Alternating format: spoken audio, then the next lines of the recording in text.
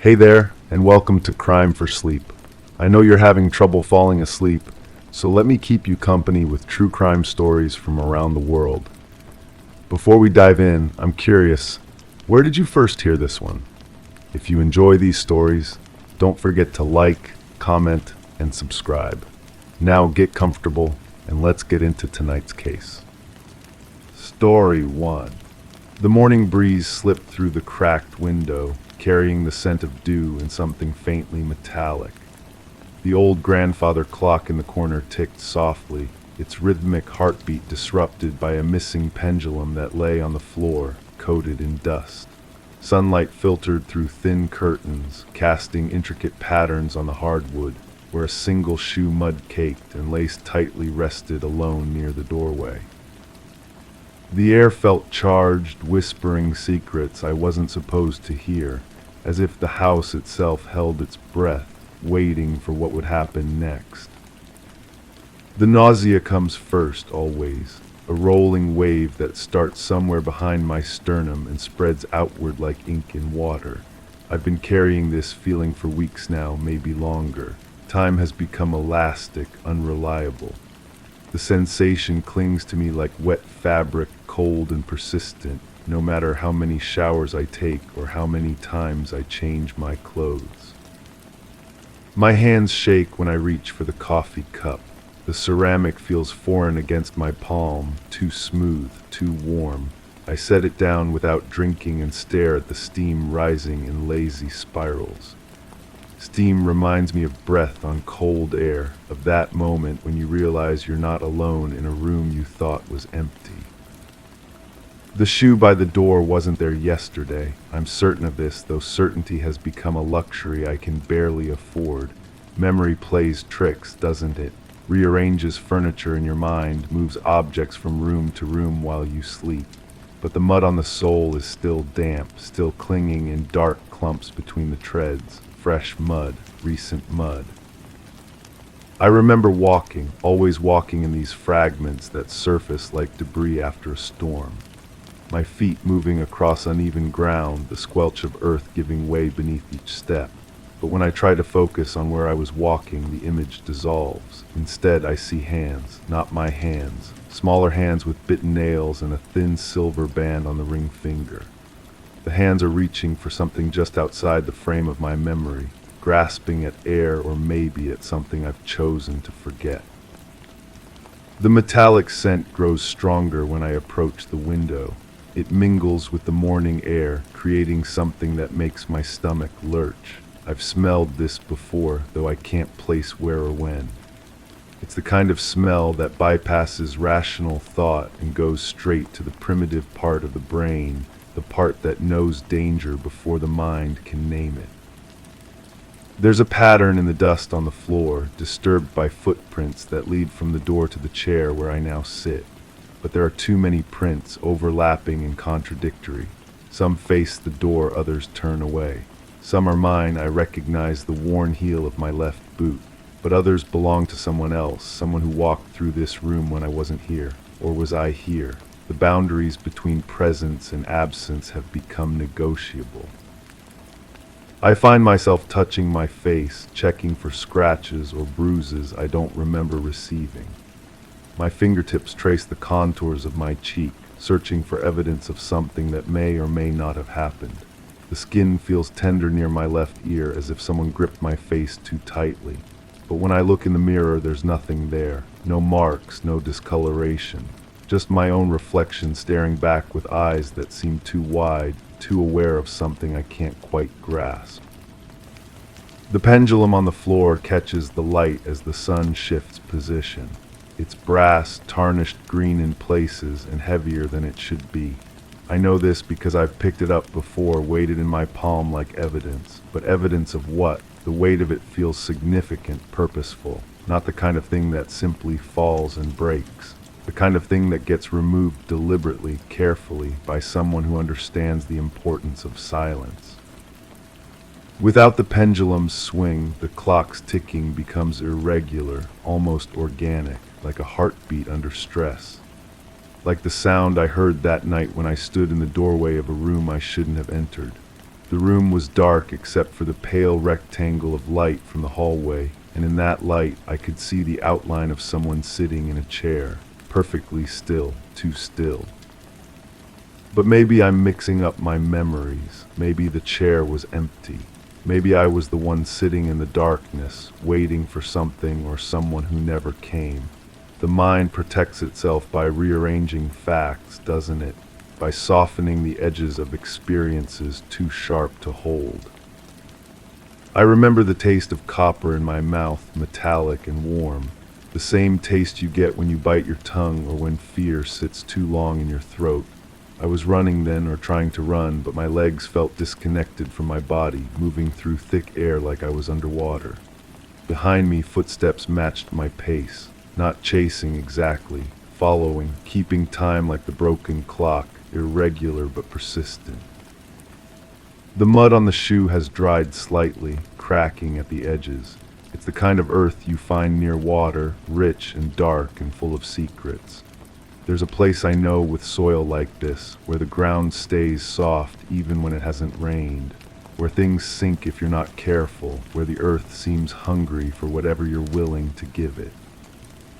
I was there recently. I must have been, though the memory arrives in pieces, scattered like a puzzle with half the pieces missing. I remember the sound of water moving slowly, almost silently. I remember the way the moonlight made everything look silver and strange, and I remember standing at the edge, looking down into darkness that seemed to look back. Someone was with me, this much I know, though their face remained stubbornly out of focus. We spoke in whispers, or maybe we didn't speak at all.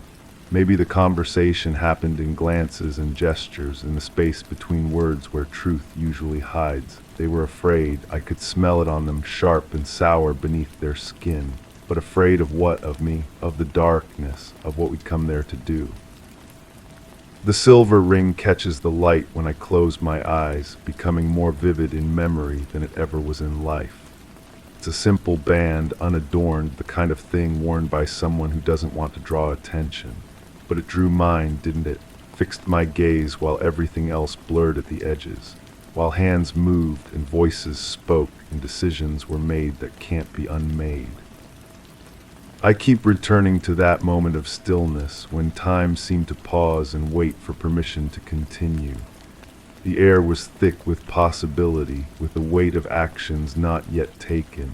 And in that suspended moment, I had a choice. I know I had a choice, though I can't remember what the options were or which one I selected. The house remembers what I've forgotten. I can feel its awareness in the way shadows fall, in the creak of floorboards that have learned to anticipate my movements. Even the dust seems arranged with intention, creating patterns that spell out words I'm not ready to read. My coffee has gone cold, but I drink it anyway. The bitter taste grounds me, pulls me back from the edge of memories that threaten to consume what's left of my certainty. But even as I swallow, I taste something else underneath, something that wasn't there when I poured the cup, something metallic and familiar and wrong. The footprints in the dust tell a story I don't want to understand. They speak of arrival and departure, of pacing and waiting, of moments when someone stood perfectly still and listened to sounds only they could hear. Some of the prints are deeper than others, pressed into the floor by someone carrying extra weight, or someone who stood in one place for a very long time, shifting their balance while they decided what to do next. I remember deciding. The moment comes to me suddenly, sharp and clear as broken glass. I was standing in that silver-lit place by the water, and someone was asking me a question without words. Their eyes held mine, wide and pleading, and I felt the weight of their need pressing against my chest like a physical thing. They wanted something from me, something I wasn't sure I could give. But I gave it anyway, didn't I? Whatever they needed, whatever the situation demanded, I provided. The memory of providing sits in my stomach like a stone, heavy and indigestible. It changes the taste of everything, makes even water seem thick and contaminated. The sun has moved again, and the patterns on the floor shift with it. Light and shadow dance together, creating shapes that look almost like letters, almost like words. If I squint, I can almost read them. Almost understand what they're trying to tell me about that night, about the choice I made, about the consequences that followed me home like stray animals. The shoe by the door has a story too. It speaks of urgency, of someone leaving quickly without taking time to collect their belongings. Or maybe someone arriving unexpectedly, unprepared for what they would find. The laces are double knotted, the kind of careful preparation someone makes when they know they might need to run. But who ran and from what? The questions multiply like cells dividing, each one spawning others until my head feels crowded with possibilities I can't organize or dismiss. The answers are there, lurking just beneath the surface of my consciousness, but every time I reach for them, they slip away like fish in dark water. I was in the water once, not swimming, not drowning, just standing waist deep while the current pulled at my clothes and tried to carry me downstream. The bottom was soft and treacherous, the kind of mud that grabs your feet and holds them while you struggle to maintain balance. Someone was calling my name from the shore, but their voice seemed to come from very far away, distorted by distance and fear and the sound of moving water. When I finally made it back to solid ground, my shoes were gone, lost to the hungry mud claimed by the darkness below. I walked home barefoot, my feet finding their way along familiar paths while my mind tried to process what had happened, what I had done, what I had failed to do. The taste of copper grows stronger, filling my mouth until I have to spit into the cold coffee. The liquid turns pink, then red, then settles into a color that has no name. I should be alarmed by this, should seek help or answers, or at least a mirror to check for the source of the bleeding. Instead, I feel only a distant curiosity, as if I'm watching someone else's crisis unfold from a comfortable distance. This detachment is new, or maybe it's old and I'm just now noticing it. Like the shoe, like the broken pendulum, like the footprints in the dust. Things appear and disappear without my conscious participation, rearranged by invisible hands while I sleep or while I stare out windows at landscapes that may or may not exist. The metallic scent has become part of the air now, inseparable from the morning breeze that still moves the curtains in lazy waves. It's the smell of change, of transformation, of things that were once one way becoming something else entirely. I breathe it in and feel it settle in my lungs like sediment in a riverbed, becoming part of me whether I want it to or not. Somewhere in the distance, a clock chimes the hour, though without the pendulum, I can't trust its accuracy. Time has become fluid anyway, pooling in some moments and rushing through others like water finding its level. I could have been sitting here for minutes or hours or days. The sun could be rising or setting. The shoe could belong to someone who left this morning or someone who's been gone for years. What matters is the weight of what I carry, the stone in my stomach that grows heavier with each breath. What matters is the taste that won't wash away, and the scent that follows me from room to room like a faithful pet. What matters is the choice I made in that silver-lit moment when someone needed something from me and I gave it to them. Consequences be damned. The house holds its breath still, waiting for what comes next. The dust settles into new patterns, the shadows shift and dance, and somewhere in the distance, water continues to flow over soft earth, carrying away evidence of decisions made in darkness by people who thought they were alone. But we're never really alone, are we? There's always someone watching, someone listening, someone ready to ask questions we're not prepared to answer. The shoe by the door proves this if proof were needed. Someone was here, someone left in a hurry. Someone knows what I know, carries what I carry, tastes what I taste when the morning air turns metallic, and the world becomes a place where pendulums fall without reason and time moves like water through cupped hands.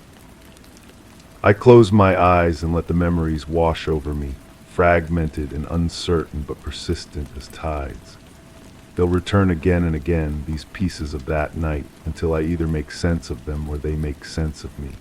Until the stone in my stomach either dissolves or grows so heavy it drags me down to where the mud is soft and the water is dark and the only sound is the irregular heartbeat of a broken clock, counting moments that may never have existed at all. Story 2. Morning dew clung to the grass, shimmering under the pale dawn. The quiet hum of the neighborhood was only broken by the distant trill of a bird. Yet as I approached the porch, a solitary footprint marred the pristine path. It trailed off mysteriously, leading nowhere, as if its maker had been swallowed by the earth itself. My pulse quickened at the sight, an inexplicable tension thickening the early air, hinting at an absence that shouldn't have been. The print was fresh, deeper at the heel than the toe, suggesting someone had been walking slowly, deliberately. I crouched beside it, noting the distinctive tread pattern, a work boot, size 10 or 11. The concrete around it was dry, which meant whoever had made it had done so after the sprinklers shut off but before the dew settled. That narrow window bothered me more than it should have. I'd been coming to this house for months now, helping my elderly neighbor with her groceries and small repairs. She lived alone since her husband passed, and the routine had become as predictable as clockwork. She always left the porch light on for me, always had coffee brewing by the time I arrived. But today the light was off, and no warm aroma drifted through the screen door. The silence pressed against my eardrums as I climbed the 3 wooden steps. Each board creaked under my weight, a sound that usually brought her shuffling footsteps from inside. Nothing. I knocked, the hollow sound echoing in the stillness. The door shifted slightly under my knuckles, and I realized it wasn't fully closed. Inside, everything appeared normal at first glance. The living room was tidy, throw pillows arranged just so on the faded floral couch. Her reading glasses sat folded on the coffee table next to a half-finished crossword puzzle. But something felt wrong, like a photograph where the shadows don't match the light source. The coffee maker was cold, its carafe empty and clean.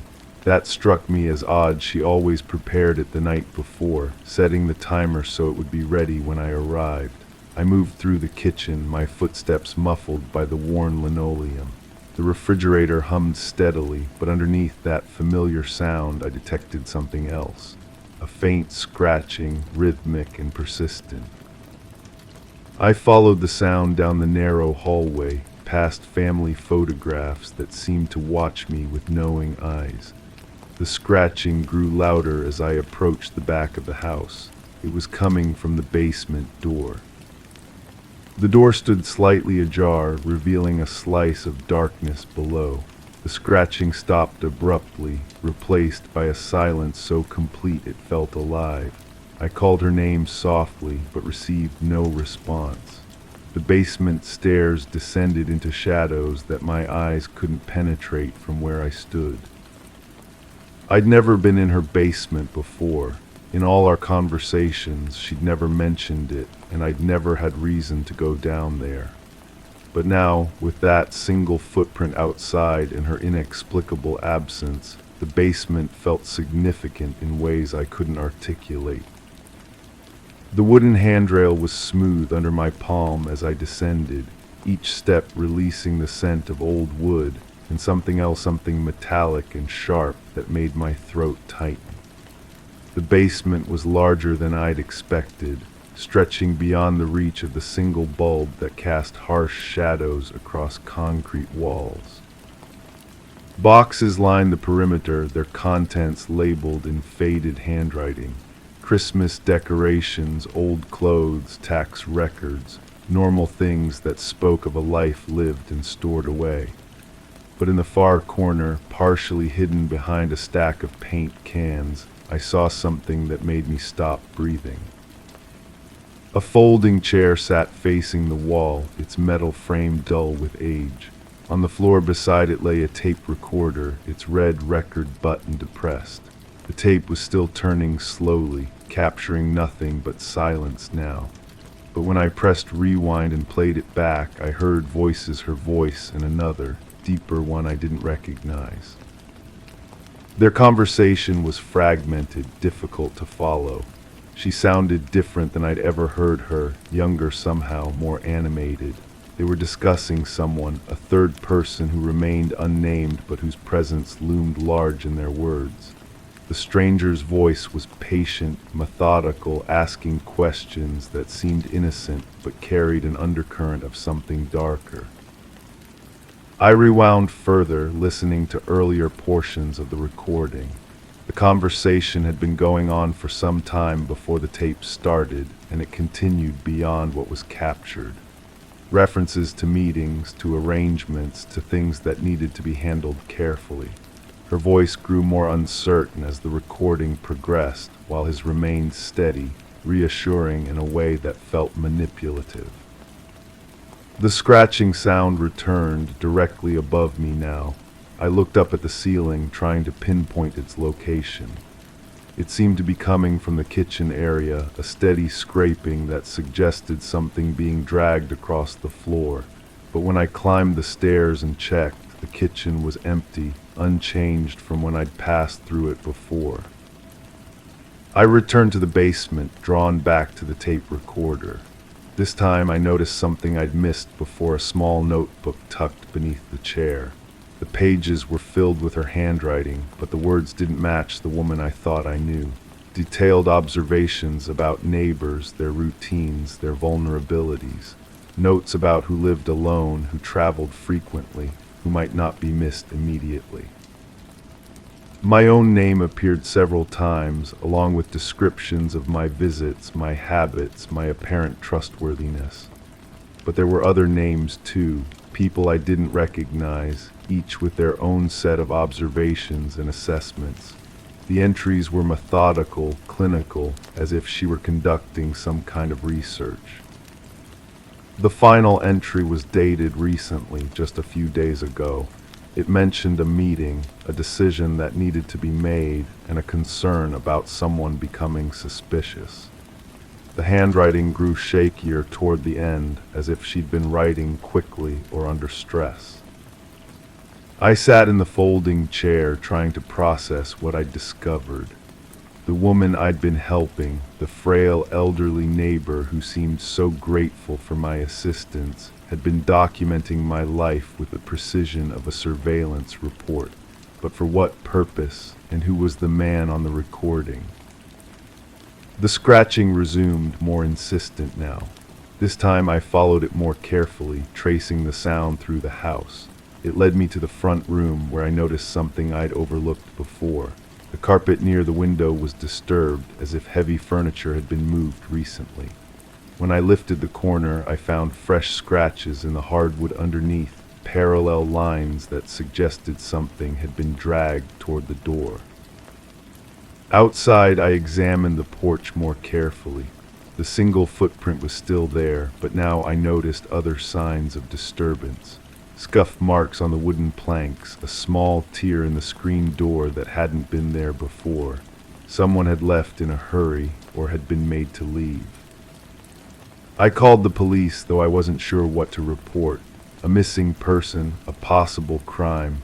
The evidence was circumstantial at best, a recording of unclear significance, a notebook full of observations, signs of disturbance that could have innocent explanations.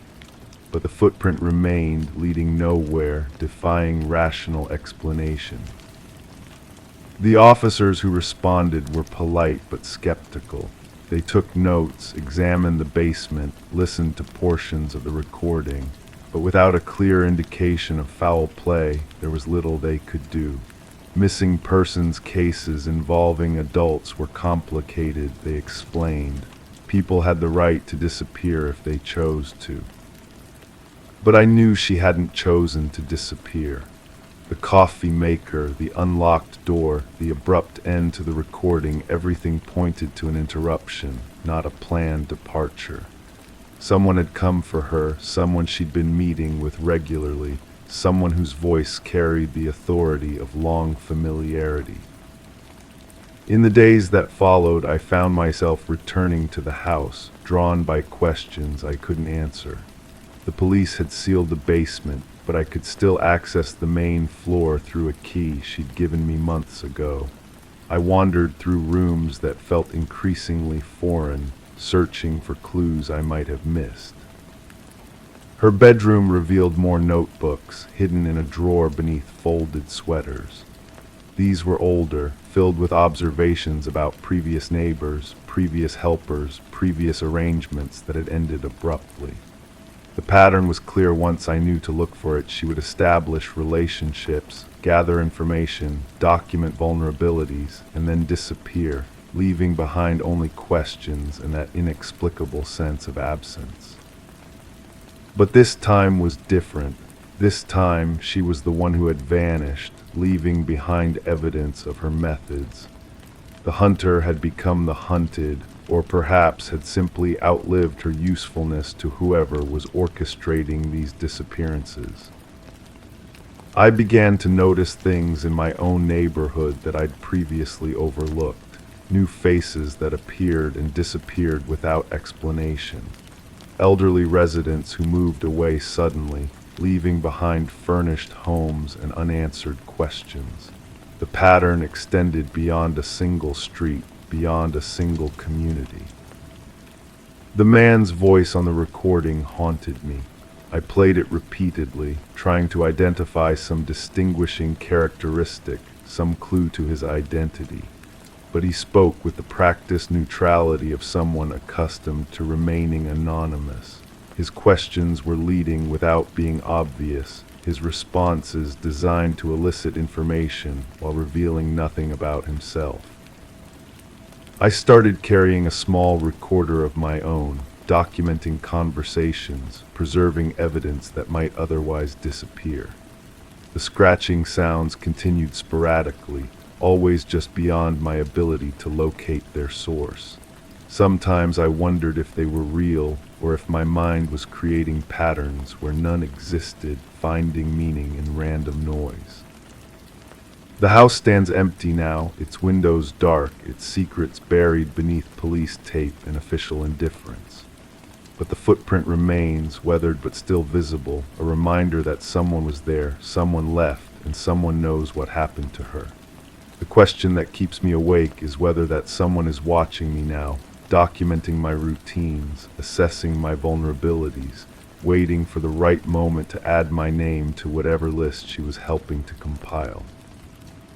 The morning dew still clings to the grass, still shimmers under the pale dawn.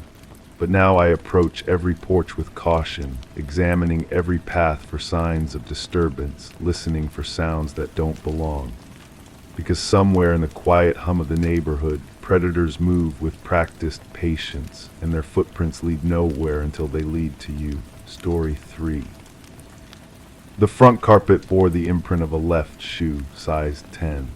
The sitting area appeared as expected, with cushions uniformly aligned. A clock ticked steadily, its hands synchronizing precisely with the hour. In the kitchen, an oven timer flashed 0000, yet no aroma of recent cooking lingered. Windows were fastened securely and curtains drawn with precision. The stairs exhibited slight signs of use, yet no dust was disturbed. A single lamp illuminated the hallway, casting no discrepancies in shadow. A pair of shoes sat neatly by the door. The floors were immaculate. No occupants were present. All doors were locked from the inside, and yet the shoes were wet.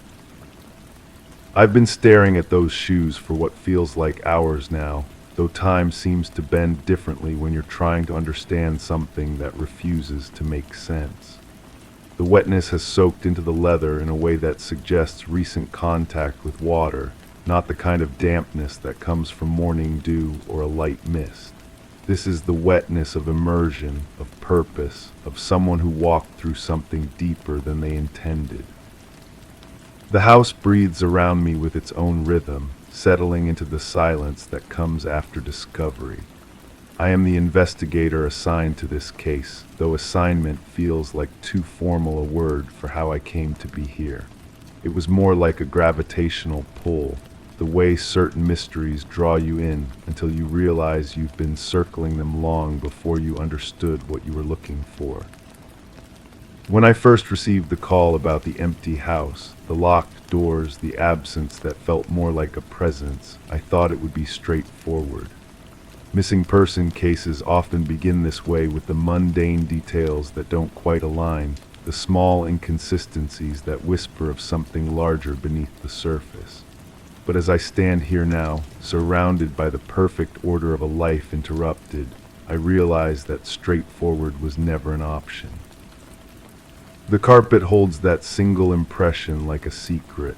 Size 10, left foot, pressed deep enough to suggest weight, urgency, or perhaps just the natural gait of someone who belonged here. But belonged when? The house feels suspended between moments, as if time stopped precisely at the point where explanation should begin. I find myself returning to the shoes by the door, drawn by their contradiction. They sit with the kind of precision that speaks of habit, of someone who always placed them just so upon entering. Yet the wetness tells a different story of departure, of a journey that ended not with arrival but with absence. The leather is expensive, well-maintained, the kind worn by someone who pays attention to details, someone who would never leave wet shoes on a clean floor. Unless they had no choice. The thought arrives unbidden, and with it comes a shift in how I see the room. The aligned cushions no longer speak of tidiness but of staging. The drawn curtains don't suggest privacy but concealment. The flashing timer becomes not a forgotten cooking attempt but a countdown to something I can't yet name.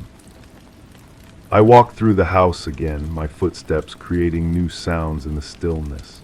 Each room holds its breath, waiting for me to understand what it's trying to say. The bedroom upstairs shows signs of recent occupancy, sheets pulled tight, but with the kind of precision that comes from someone who makes their bed every morning without fail. A glass of water sits on the nightstand, half empty, as if someone intended to return to finish it. In the bathroom, a towel hangs damp on its hook. Not wet like the shoes, but carrying enough moisture to suggest use within the recent past. The mirror reflects my face back at me, and for a moment I see not the investigator but someone else, someone who might have stood in the same spot, preparing for whatever journey ended with wet shoes in a locked house. The basement draws me next, though I'm not sure why. The stairs creak under my weight, each step a small announcement of my presence to whatever emptiness waits below. The air is cooler here, carrying the mineral scent of concrete and something else, salt perhaps, or the memory of salt. The floor is dry, swept clean, but along one wall I notice a faint water stain, old enough to have dried completely yet recent enough to catch my attention. A workbench sits against the far wall, its surface organized with the same precision I've found throughout the house. Tools arranged by size and function, each in its designated place. But one space sits empty, a gap in the arrangement where something should be but isn't. The outline in the dust suggests something rectangular, heavy enough to leave an impression in the wood. A toolbox perhaps, or something similar. I photograph everything, document each detail with the thoroughness that training demands, yet I know that cameras cannot capture what truly matters here. The weight of absence, the texture of questions that multiply with each answer, the way silence can speak louder than any testimony. The kitchen timer continues its silent flashing, a metronome of zeros that measures nothing and everything. I press the buttons, trying to determine what it was set for, but the display offers no history, no record of its intended purpose. It simply resets and waits, ready for a countdown that may never come. Outside, rain begins to fall against the windows, and I think of the wet shoes with new understanding. Not rain wetness that leaves a different pattern, a different depth of saturation. These shoes met water more deliberately, more completely.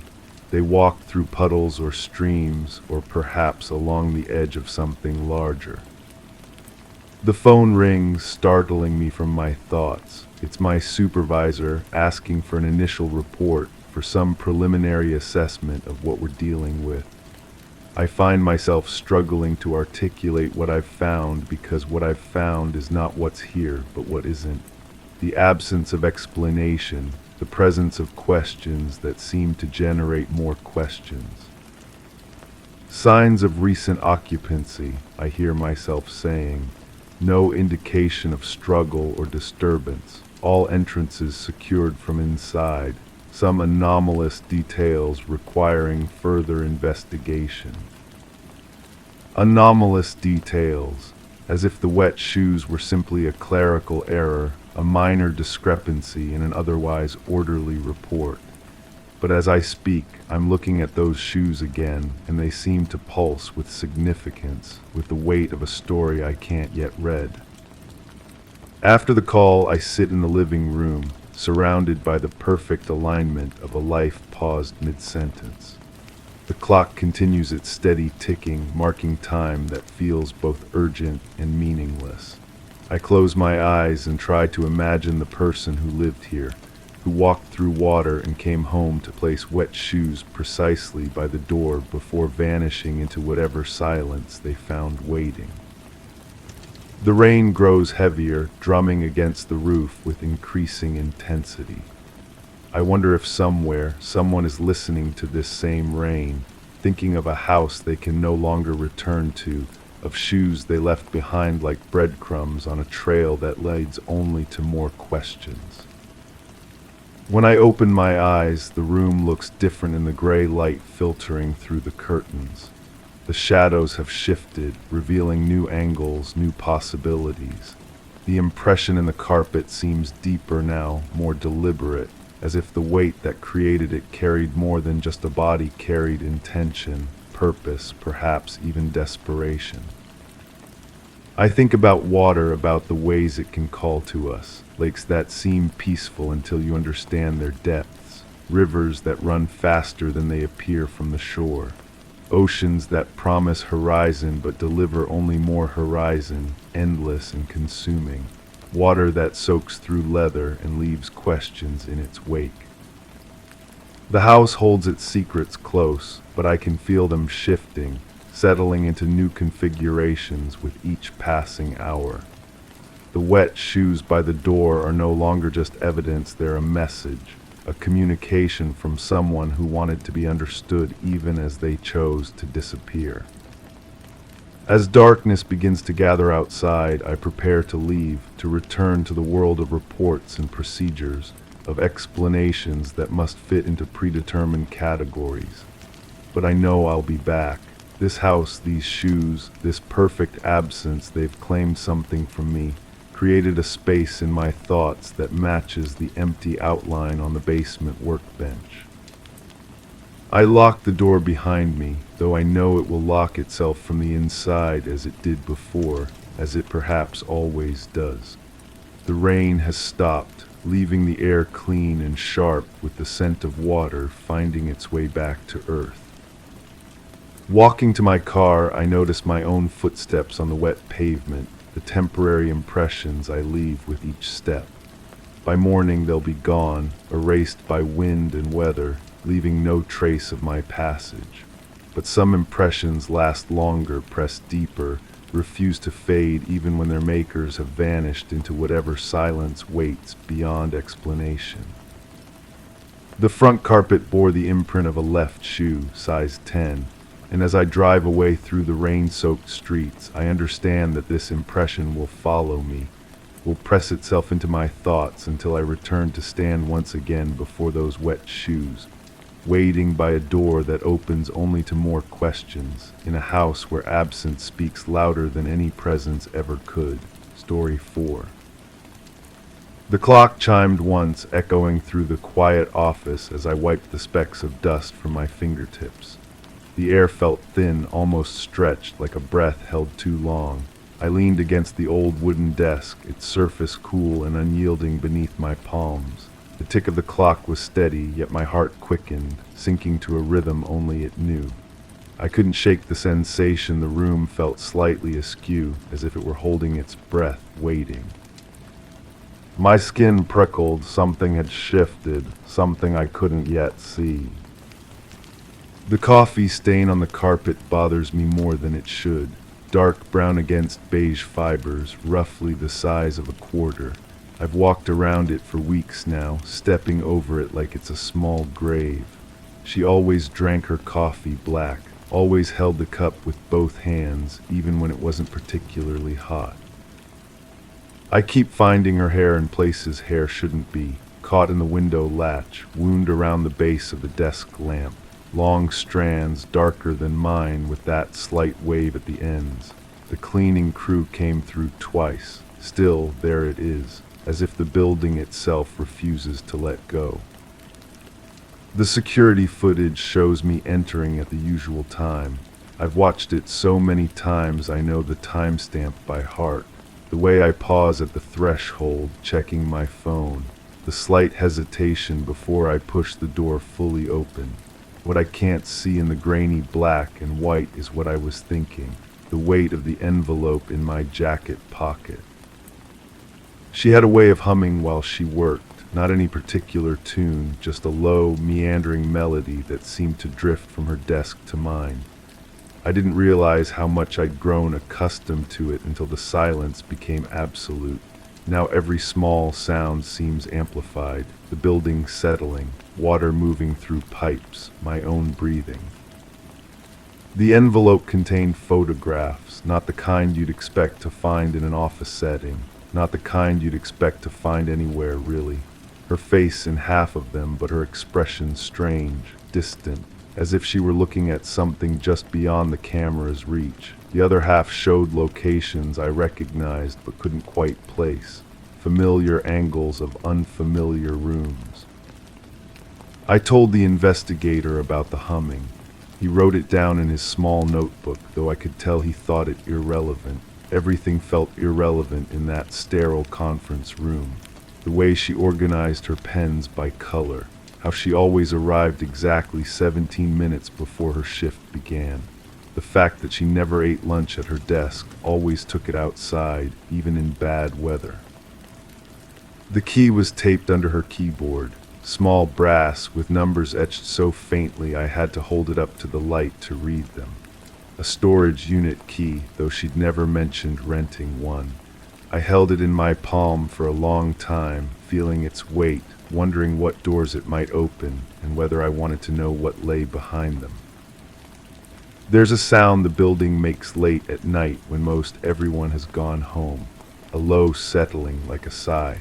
I've been staying later than usual, telling myself it's to catch up on work, but really I'm listening, waiting for her humming to return or for some other sign that would make sense of the growing collection of questions in my desk drawer. The storage unit smelled of cardboard and something faintly sweet. Boxes stacked with methodical precision, each labeled in her careful handwriting, not with contents but with single words, before, during, after. I opened before first, documents dating back months, emails printed out and highlighted, notes in margins that looked like code. She used to wear a small silver ring on her index finger, not wedding jewelry, something simpler. More like a worry stone she could turn when concentrating. I found it in the parking lot, pressed into the gravel near where she usually parked. The metal was warm despite the cool morning air. The investigator asked if I thought she might have been involved in something. The way he phrased it was careful, professional, but I could see the question behind the question. Had I noticed anything unusual in her behavior? Any changes in routine, any signs of distress? I answered honestly. She'd seemed more focused lately, more purposeful, as if she were working towards something specific.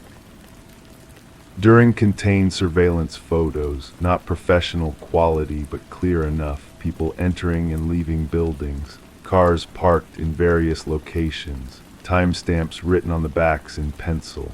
Some of the faces looked familiar, though I couldn't place them. Others were complete strangers. All of them seemed to be caught unaware, going about ordinary business.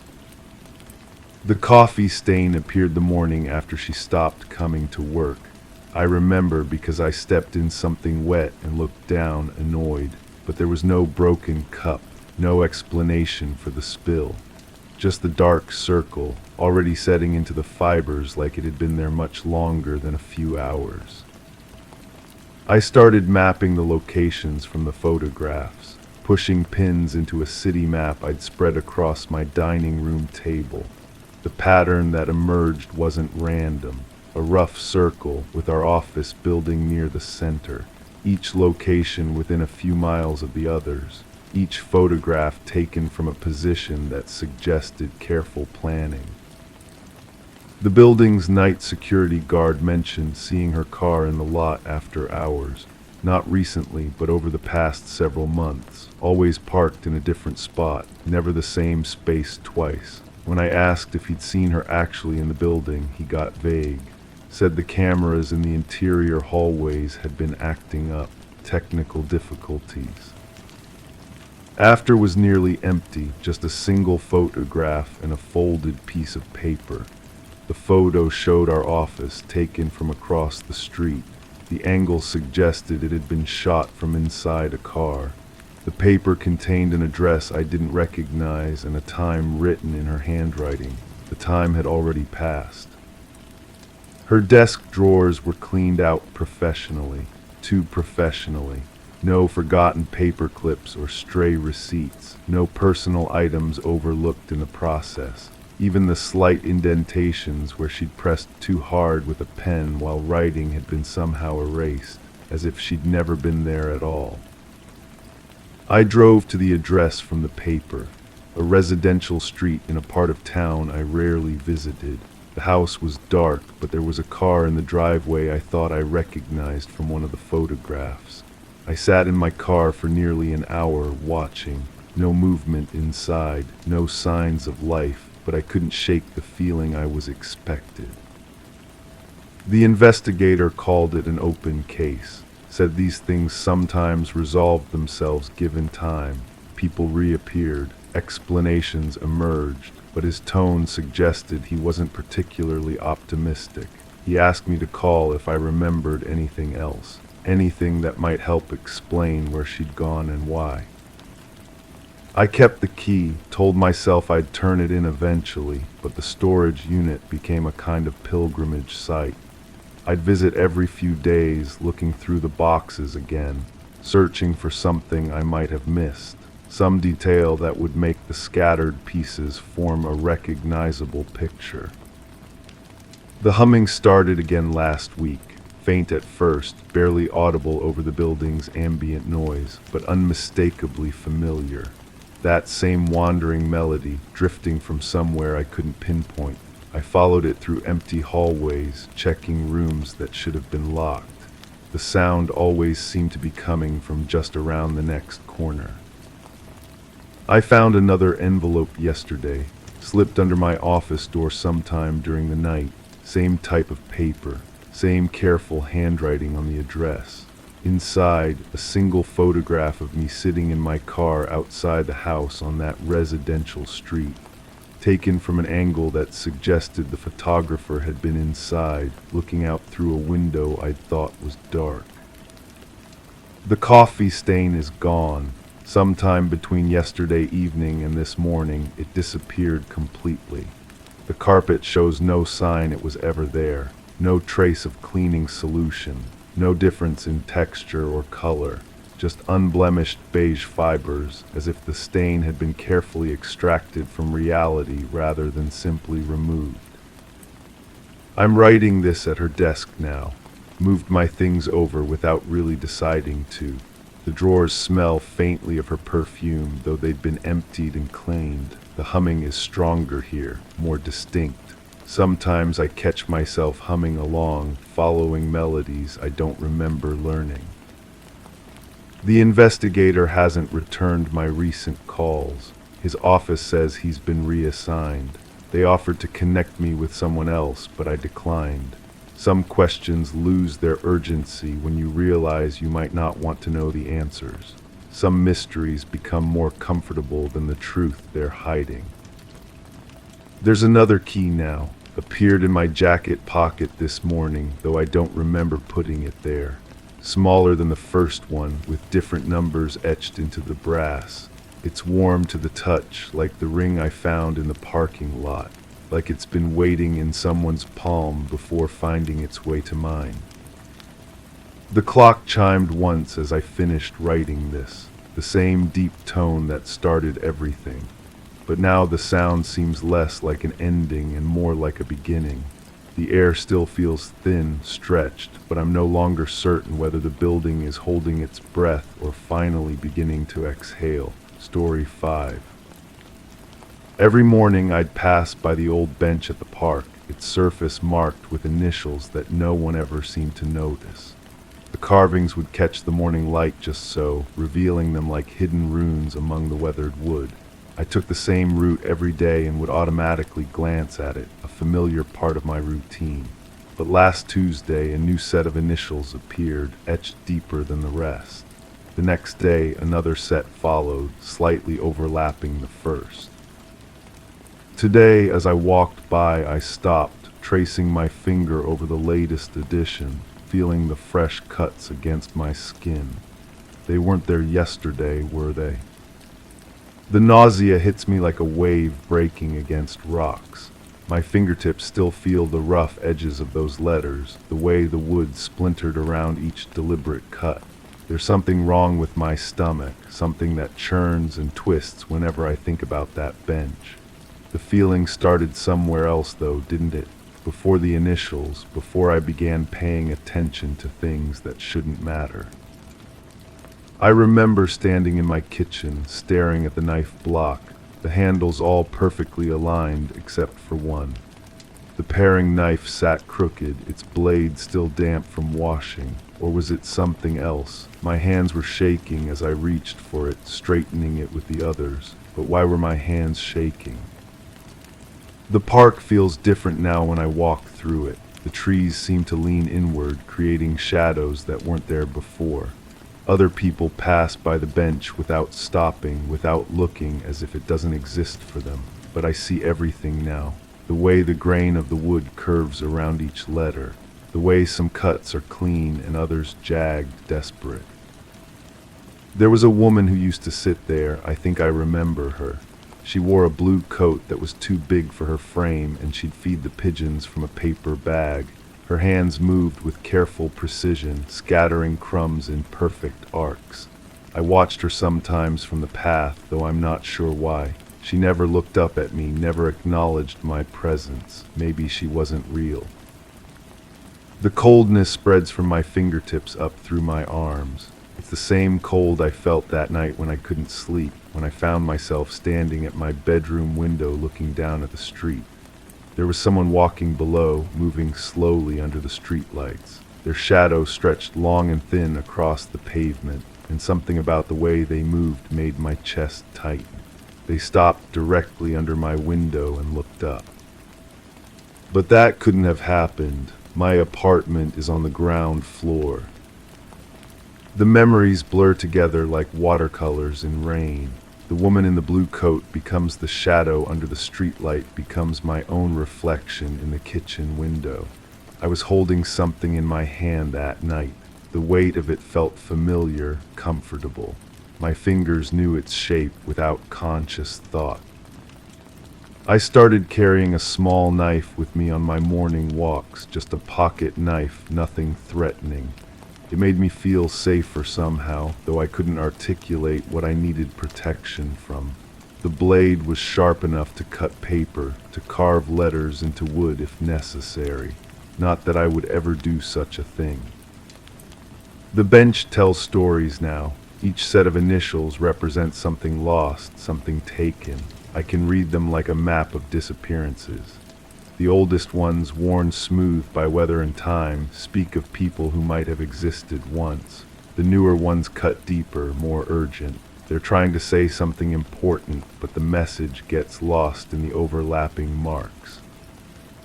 Sometimes I dream about hands that aren't mine. They move with purpose, pressing metal into wood, forming letters with practiced ease. The sound of cutting echoes in my sleep, a rhythmic scraping that follows me into waking hours. When I touch my own hands in these dreams, they feel foreign, disconnected from my body. The woman in the blue coat stopped coming to the park.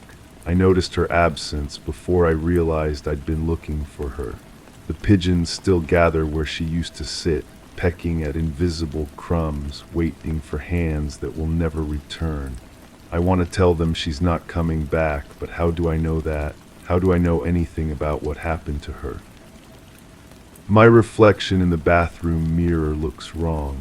The eyes stare back with an expression I don't recognize, hollow and knowing. There are small cuts on my fingertips that I can't remember getting. Paper cuts, maybe, or something sharper.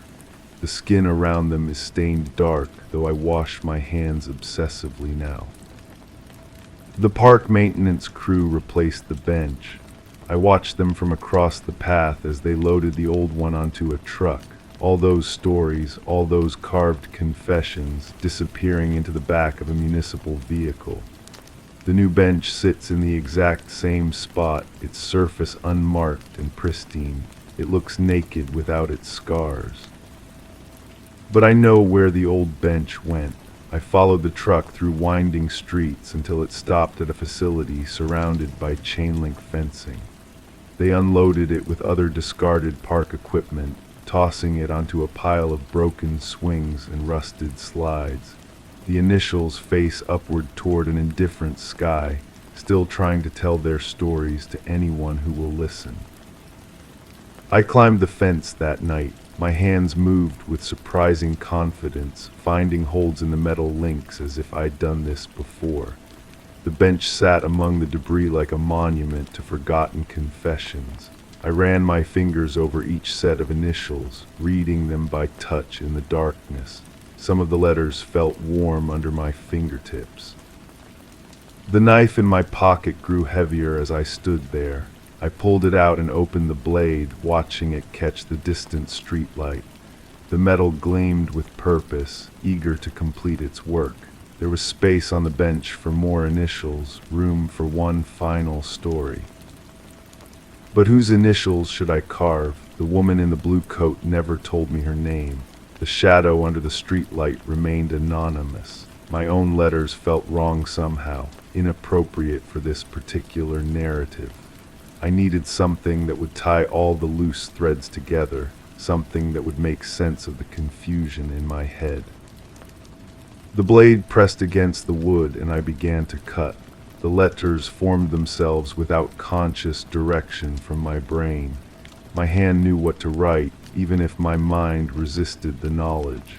Each stroke of the knife felt like a confession, like admitting to something I'd tried to forget. When I finished, I stepped back to examine my work. The initials looked familiar, though I couldn't place where I'd seen them before. They seemed to glow in the darkness, more real than the rest of the bench, more permanent than the facility around me. I folded the knife and put it back in my pocket, then climbed the fence again and walked home. The new bench in the park remains unmarked.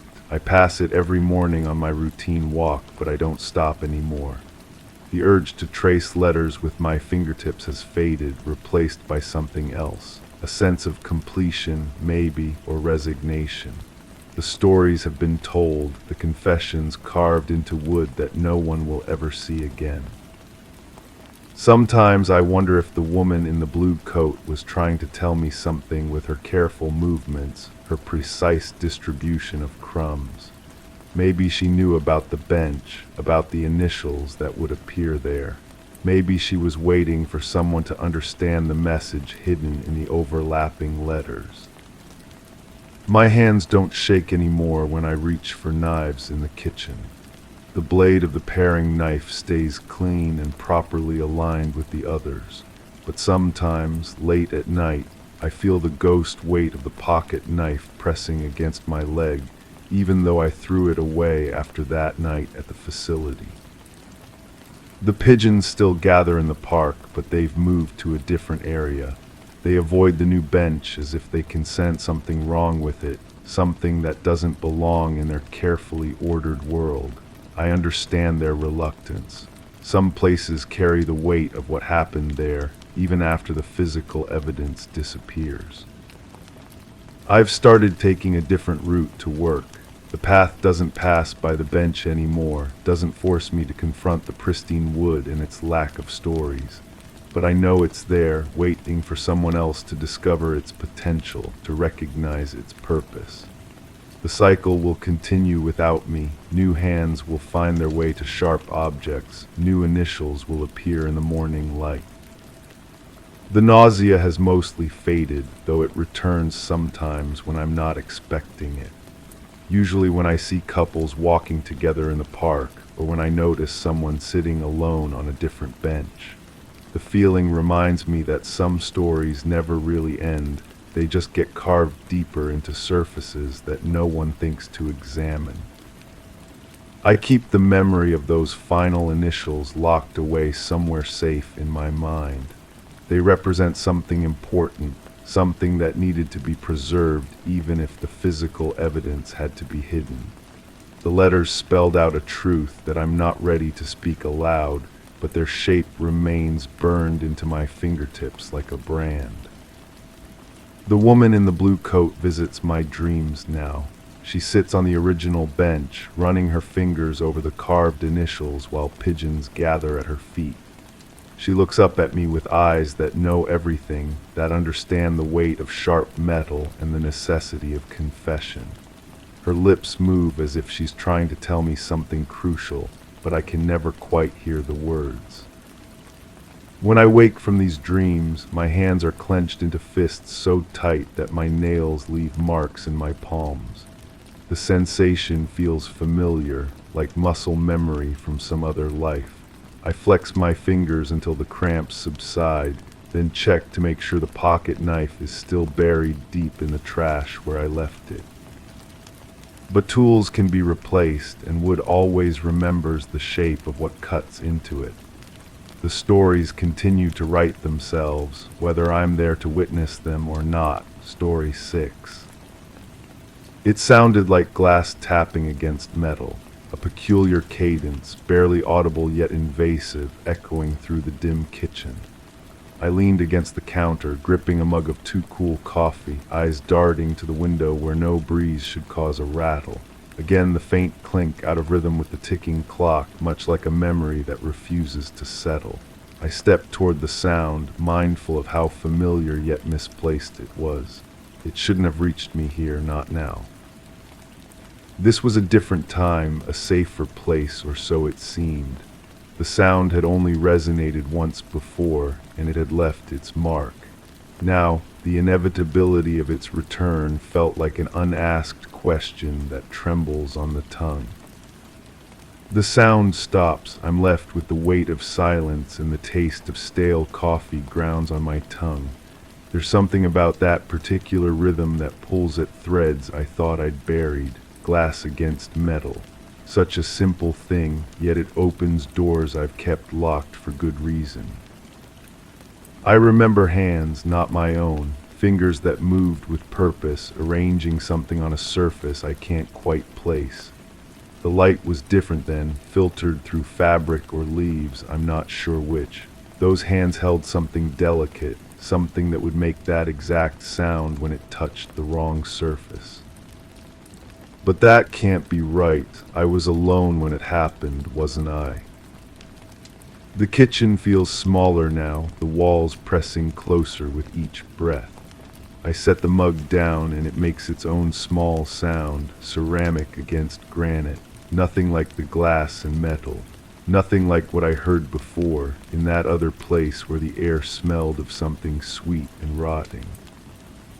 There was a conversation, I'm almost certain of it now. Words spoken in hushed tones, the kind of whispers that make you lean forward even when you know you shouldn't be listening.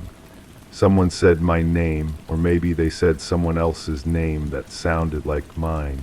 The distinction feels important, though I can't remember why. You weren't supposed to see that. The voice comes back to me now, clear as if it were spoken in this very room. But see what? My mind grasps for the image that should accompany those words, finding only shadows and the persistent echo of glass against metal. I walk to the window, pressing my palm against the cool pane. The yard beyond looks ordinary enough: grass that needs cutting, a fence that needs mending, the neighbor's cat picking its way across the flower bed. Normal things, safe things, yet the sound came from somewhere out there, didn't it? Or maybe it came from inside. There's a box in the closet upstairs. I know it's there because I put it there, though I can't recall what's inside. Sometimes I catch myself standing at the closet door, hand on the knob, frozen by the certainty that opening it would change everything. The box makes no sound when I move it, I remember that much. It's wrapped in something soft, something that muffles any potential noise. But why would it need to be quiet? The hands again, they're clearer now, more detailed. There's a scar across the knuckles of the right hand, a thin white line that catches the light, not my scar. I would remember my own scars, wouldn't I? These hands belong to someone else, someone who knew exactly how to handle fragile things without breaking them. Until they did break something, or someone broke something. The details scatter like startled birds whenever I try to focus on them. I'm back in the kitchen, though I don't remember walking here. The coffee mug sits where I left it, a brown ring forming on the counter beneath it. Such a simple thing, leaving a mark, evidence of presence, of time passing, of something having been there that wasn't there before.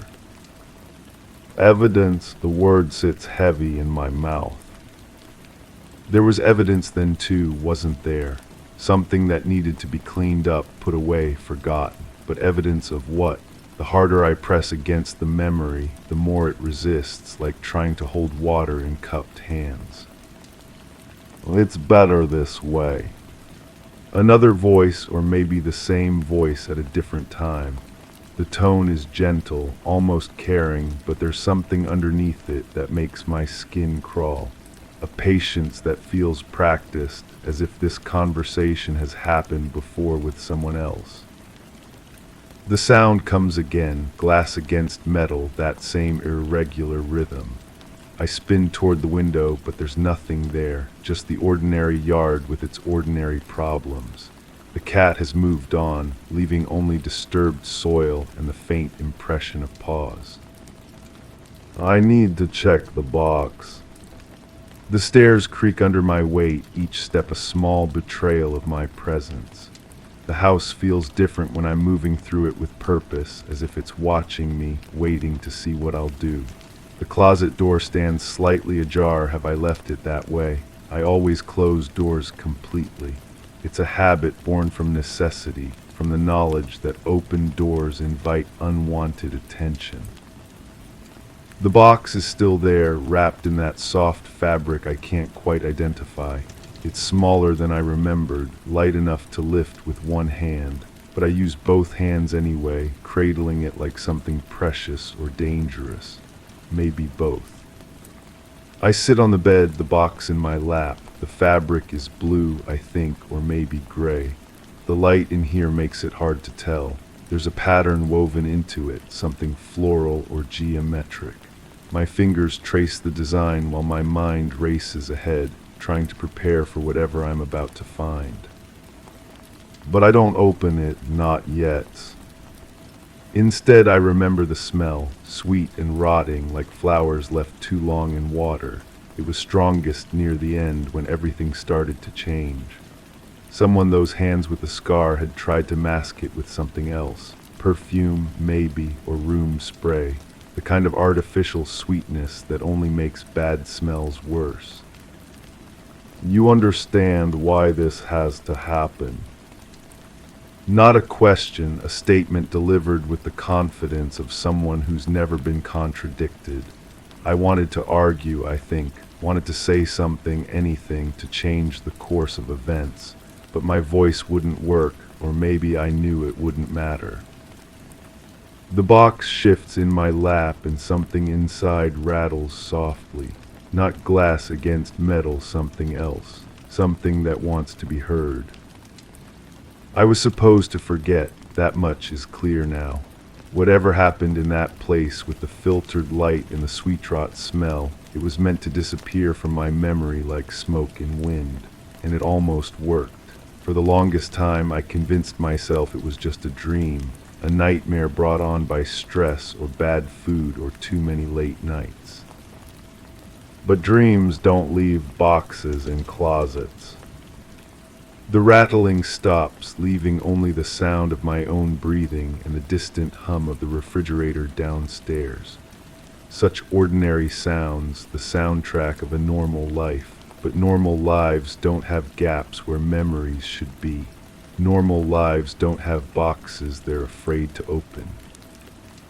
I think about the hands again, how they moved with such certainty. There was a ritual to it, a sequence of actions performed in a specific order. First the arrangement, then the sound glass against metal, then the conversation in whispers. Always the same pattern, as if deviation would bring consequences too terrible to consider. How many times did I watch this ritual? The number feels important, but it slips away whenever I reach for it. More than once, certainly. Enough times to memorize the sequence, to anticipate each step before it happened. Enough times to become complicit. The thought hits me like cold water. Complicit in what? I set the box aside and stand, pacing the small room. The floorboards creak in a rhythm that almost matches the glass against metal sound, but not quite, close enough to be unsettling. There's a mirror on the dresser, and I catch sight of myself in its surface. I look older than I remember, worn around the edges like a photograph that's been handled too much. When did I start looking like someone who keeps secrets? When did my eyes learn to avoid their own reflection? The person in the mirror knows more than they're telling. I can see it in the way they hold their shoulders, the careful neutrality of their expression. They've practiced this face, this mask of innocence or ignorance, but masks slip, especially when you're alone with nothing but memory and the weight of unopened boxes. I return to the bed, to the box with its soft wrapping and hidden contents. My hands shake as I begin to unwrap it, and I have to stop twice to steady myself. Whatever's inside has waited this long, it can wait a little longer. But it can't, can it? That's why the sound came back, why the memories are surfacing now like bodies in a thaw. Time doesn't bury things as deeply as we think it does. Eventually, everything rises to the surface. The fabric falls away, revealing a simple cardboard box, the kind used for jewelry or small gifts. There's no writing on it, no indication of what it might contain. Just brown cardboard and the faint outline where tape once sealed it shut. The tape is gone now, peeled away at some point I can't recall. I lift the lid. Inside, nestled in tissue paper, is a small glass figurine. A bird, maybe, or an angel. It's hard to tell because one wing is broken, snapped off cleanly at the base. The remaining wing catches the light, throwing tiny rainbows across the tissue paper. This is what made the sound, glass against metal, when it fell or was dropped or was thrown in anger. The broken piece is here too, wrapped separately, as if someone hoped it might be repaired someday. But why keep it, why wrap it so carefully and hide it away like treasure?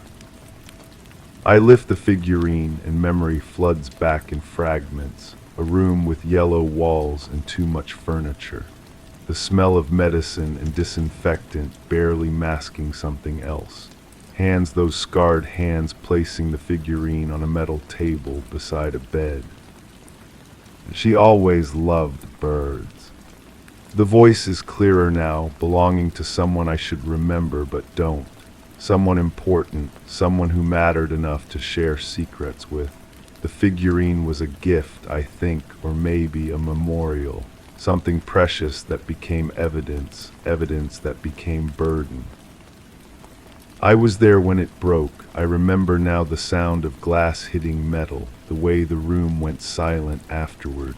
Someone cried, or maybe that was me. The broken wing skittered across the floor, coming to rest under the bed where shadows gathered like conspirators. We can't leave it like this. More words spoken with the kind of urgency that makes decisions for you. The figurine was gathered up, both pieces, and wrapped in tissue paper with the care reserved for the dead. But why give it to me? Why make it my responsibility to carry this fragment of someone else's grief? Unless it wasn't someone else's grief at all. The thought comes unbidden, unwanted. I set the figurine down carefully, watching how the light plays across its remaining wing. Such a small thing to carry so much weight, such a delicate thing to survive whatever happened in that room with the yellow walls. I think I know whose hands those were now. I think I know why the scar across the knuckles looked so familiar, why the careful movements seemed practiced and purposeful. They were my hands, weren't they? My hands arranging the figurine, my hands cleaning up the evidence, my hands wrapping it away where it couldn't accuse me anymore. But evidence of what? The question circles back, persistent as the sound that started all this. Glass against metal, memory against forgetting, truth against the stories we tell ourselves to sleep at night. I rewrapped the figurine, placing it back in its box with the broken wing beside it. Some things are too dangerous to leave exposed. Downstairs, the kitchen waits with its cold coffee and ordinary shadows. I return the box to its hiding place, close the closet door firmly, and try to resume the life I've built on the foundation of forgotten things. But the sound lingers, that peculiar cadence that refuses to be silenced. Glass against metal, a bird that will never fly again. Hands that remember what the mind has chosen to forget. And somewhere in a room with yellow walls, an empty space on a metal table where something precious used to sit. Evidence of presence, of loss, of the moment when caring becomes complicity and memory becomes burden. The sound will come again. I know this now with the certainty of someone who has learned that some doors, once opened, can never be completely closed. It will find me in quiet moments, in the space between sleeping and waking, in the echo of ordinary sounds that suddenly become extraordinary.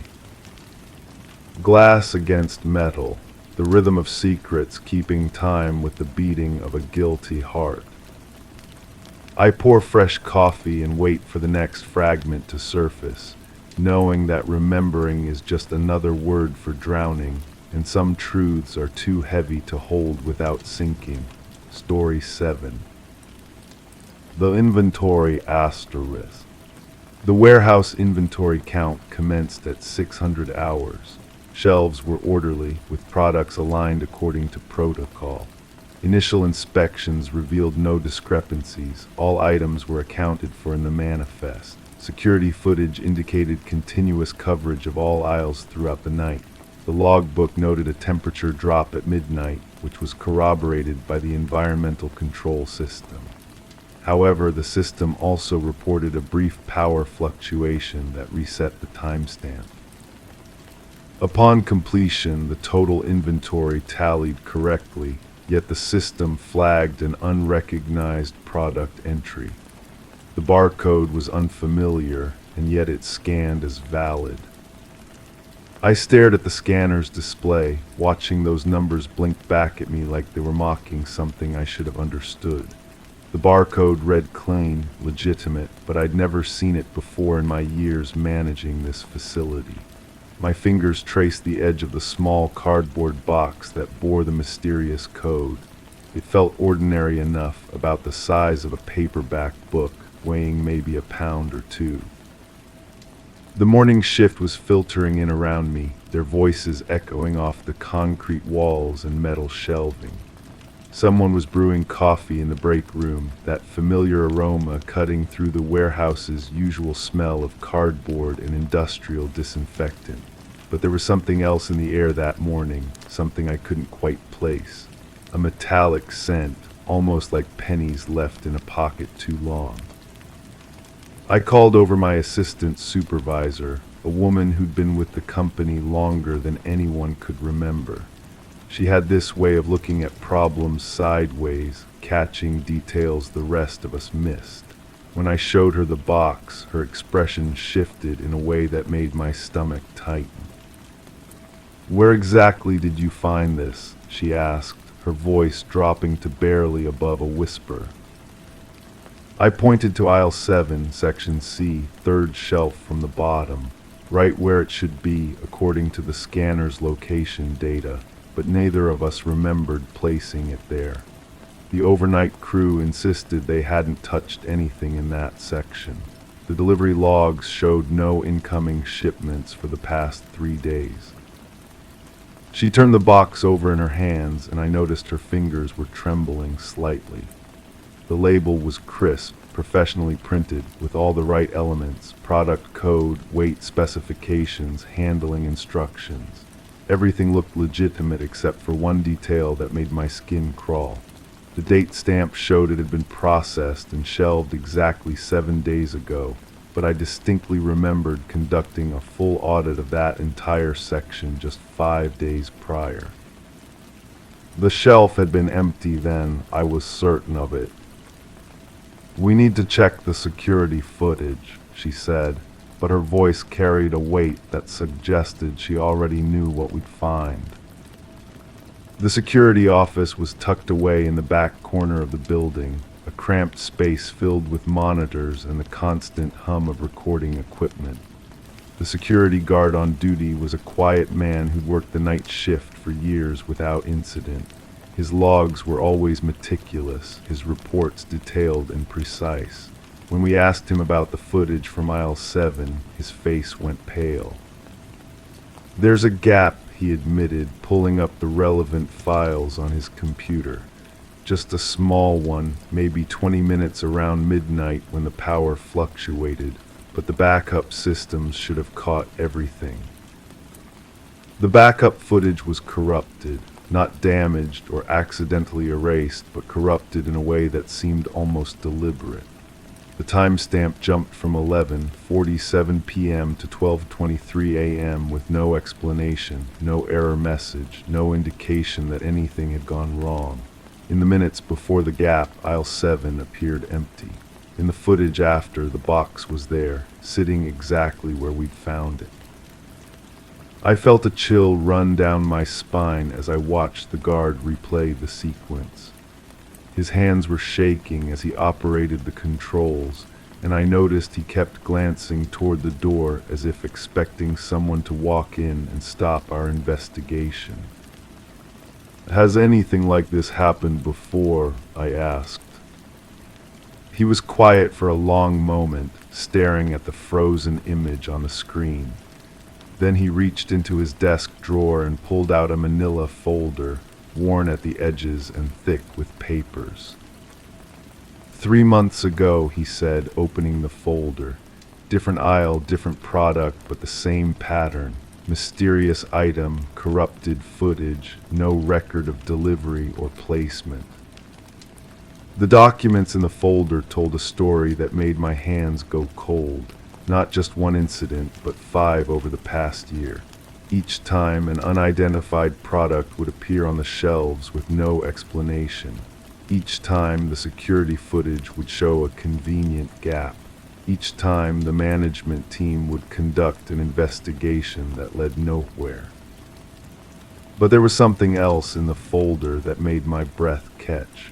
Photos of the mysterious items, each one carefully documented before being removed from inventory. The products were different, but they all shared one disturbing characteristic. Each box, each package, each container was addressed to the same recipient, not by name, but by employee identification number. my employee identification number. My assistant supervisor noticed my reaction and leaned over to look at the photos. Her face went white as she read the labels. "This doesn't make sense," she whispered. "Why would someone be using your ID number for unauthorized inventory?" I didn't have an answer, but a memory was surfacing, something I'd pushed to the back of my mind months ago. A conversation with my predecessor, the previous warehouse manager who left suddenly without explanation. He'd mentioned something about irregularities in the inventory system, about products that appeared and disappeared without authorization. At the time, I'd assumed he was talking about normal shrinkage or clerical errors. Now I wasn't so sure. The security guard was watching us carefully, his expression unreadable. "There's something else you should know," he said, his voice barely audible. The previous manager, he started asking questions about these incidents right before he left. He was here late one night, going through old inventory records, when he found something that scared him enough to clean out his office the next morning. "What did he find?" my assistant asked. "I don't know for certain, but he left this behind." The guard reached into the folder and pulled out a single sheet of paper, folded several times and yellowed at the edges. When I unfolded it, I saw a handwritten list of dates and locations within the warehouse. Each entry was accompanied by a brief note in cramped, urgent handwriting. The dates corresponded to the mysterious product appearances, but the notes were what made my blood run cold. Package contained photos, personal documents inside, evidence of surveillance. The final entry, dated just days before my predecessor's departure, simply read, "They know I know." I looked up at the security guard, searching his face for some explanation. Who's they? What was he afraid of? Before he could answer, the sound of footsteps echoed from the hallway outside the security office. Heavy, deliberate footsteps that seemed to pause just outside the door. The three of us froze, listening to the silence that followed. Then, quietly, the footsteps continued down the hall and faded away. The guard quickly closed the folder and returned it to his drawer. "You should be careful," he whispered. "Start asking too many questions and you might end up like your predecessor." I spent the rest of that day trying to focus on normal warehouse operations, but my mind kept returning to the mysterious box and the implications of what we discovered.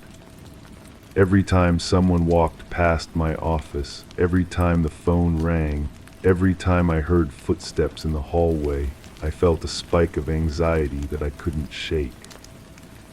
As the afternoon wore on, I found myself paying closer attention to my coworkers, looking for signs of suspicious behavior or knowledge they shouldn't have. The delivery drivers seemed nervous, avoiding eye contact and rushing through their paperwork. The night shift supervisor called in sick, something that had never happened in the 2 years I'd known him. Even the cleaning crew seemed different, working in areas they'd never cleaned before and asking questions about parts of the building they'd never shown interest in. When the day shift ended, I made a decision that I knew was probably unwise but felt necessary. I decided to stay late and conduct my own investigation, starting with the mysterious box that had triggered this whole chain of discoveries. The warehouse felt different after everyone left. The fluorescent lights hummed louder, casting harsh shadows between the towering shelves. Every small sound seemed amplified: the settling of the building, the distant rumble of traffic, the occasional creak of metal expanding and contracting with temperature changes. I made my way to aisle 7, section C, and carefully removed the mysterious box from its shelf. Up close in the harsh warehouse lighting, I could see details I'd missed earlier. The cardboard was high quality, more expensive than our usual packaging. The printing was crisp and professional, but when I looked closely at the barcode, I noticed something that made my skin crawl.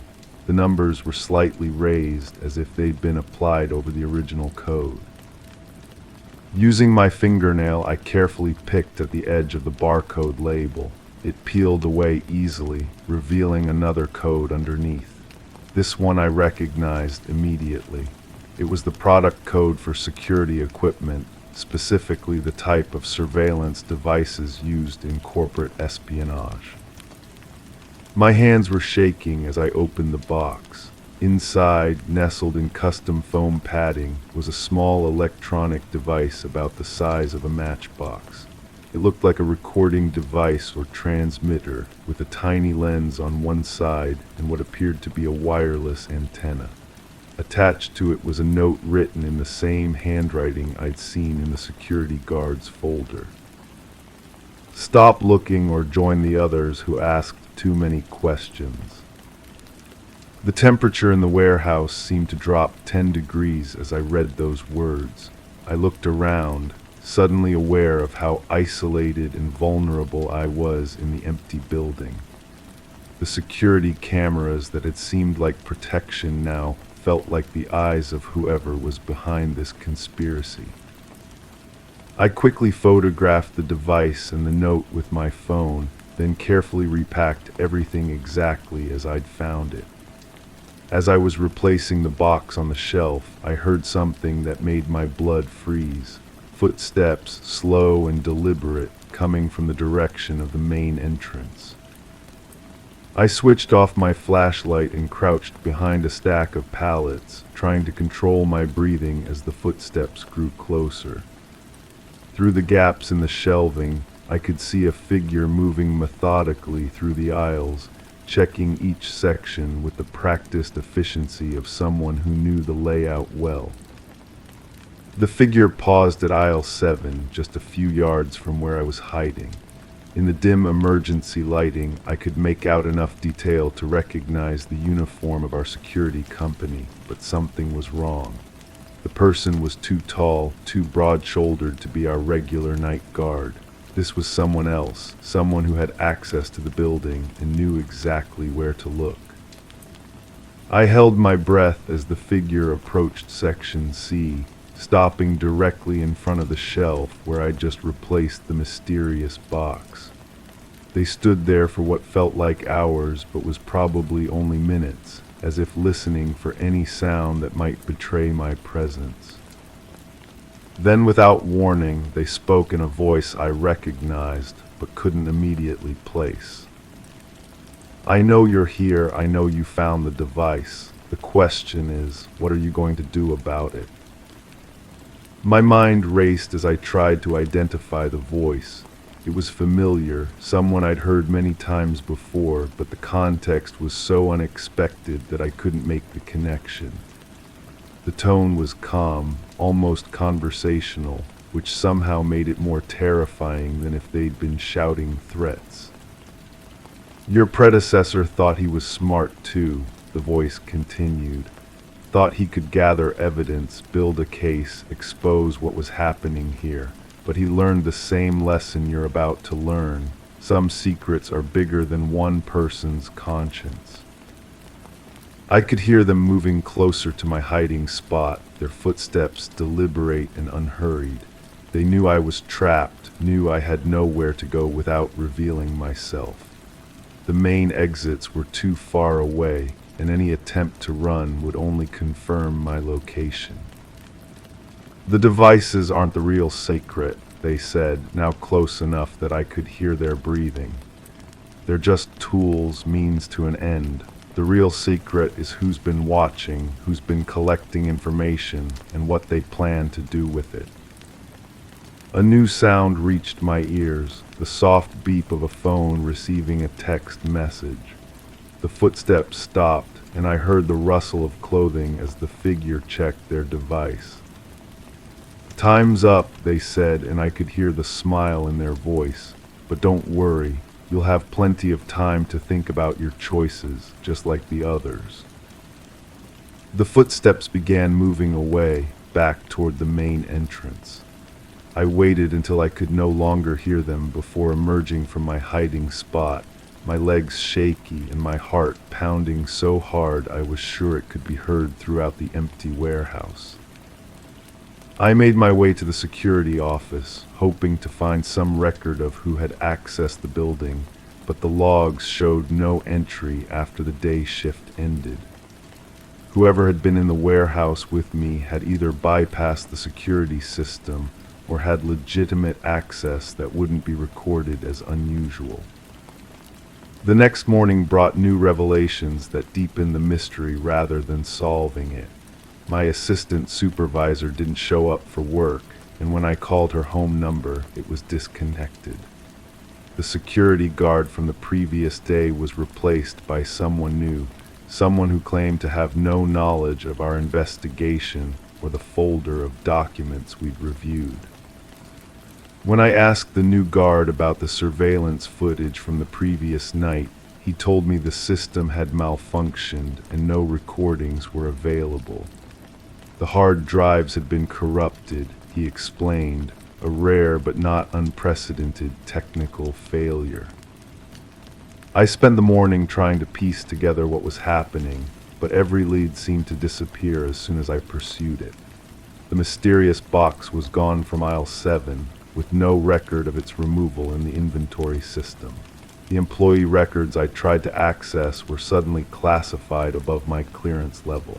Even my own computer seemed to be working against me, with files disappearing and programs crashing whenever I searched for information related to the incidents.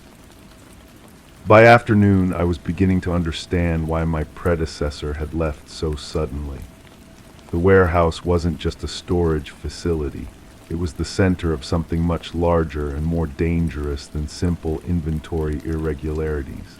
The surveillance devices, the mysterious packages, the coordinated cover-up of evidence, all pointed to an operation that reached far beyond our small facility.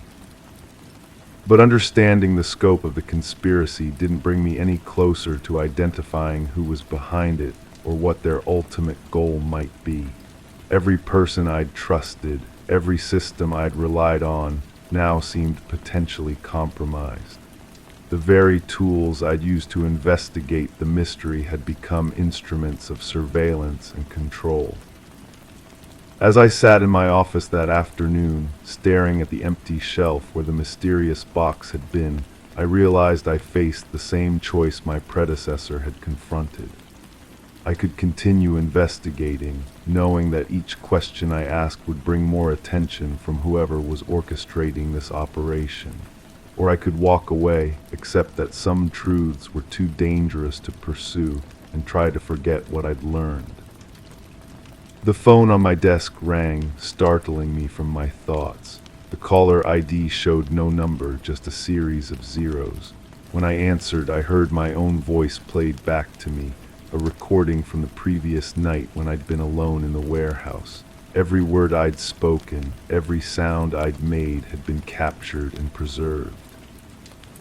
After the recording ended, a different voice came on the line, calm and professional. "Your predecessor made the right choice in the end," they said. "He realized that some knowledge comes with a price he wasn't willing to pay. The question is, are you smarter than he was, or will you need a more direct demonstration of the consequences?"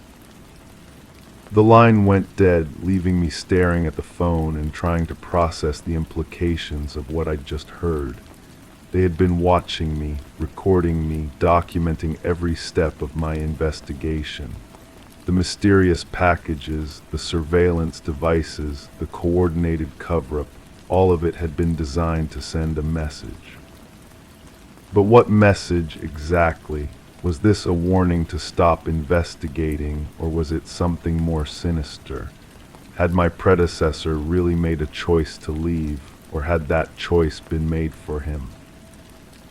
I looked around my office, seeing it with new eyes. The computer that had been acting strangely, the phone that had received the threatening call, the security cameras that were supposed to protect but might actually be instruments of surveillance. Everything I'd trusted was now suspect. The inventory count had revealed more than just a mysterious package. It had exposed a web of deception and surveillance that reached into every aspect of the warehouse operation. But the more I learned, the less I understood about who was behind it and what they ultimately wanted. As the afternoon faded into evening, I faced the same decision that had driven my predecessor from his job and possibly from his life.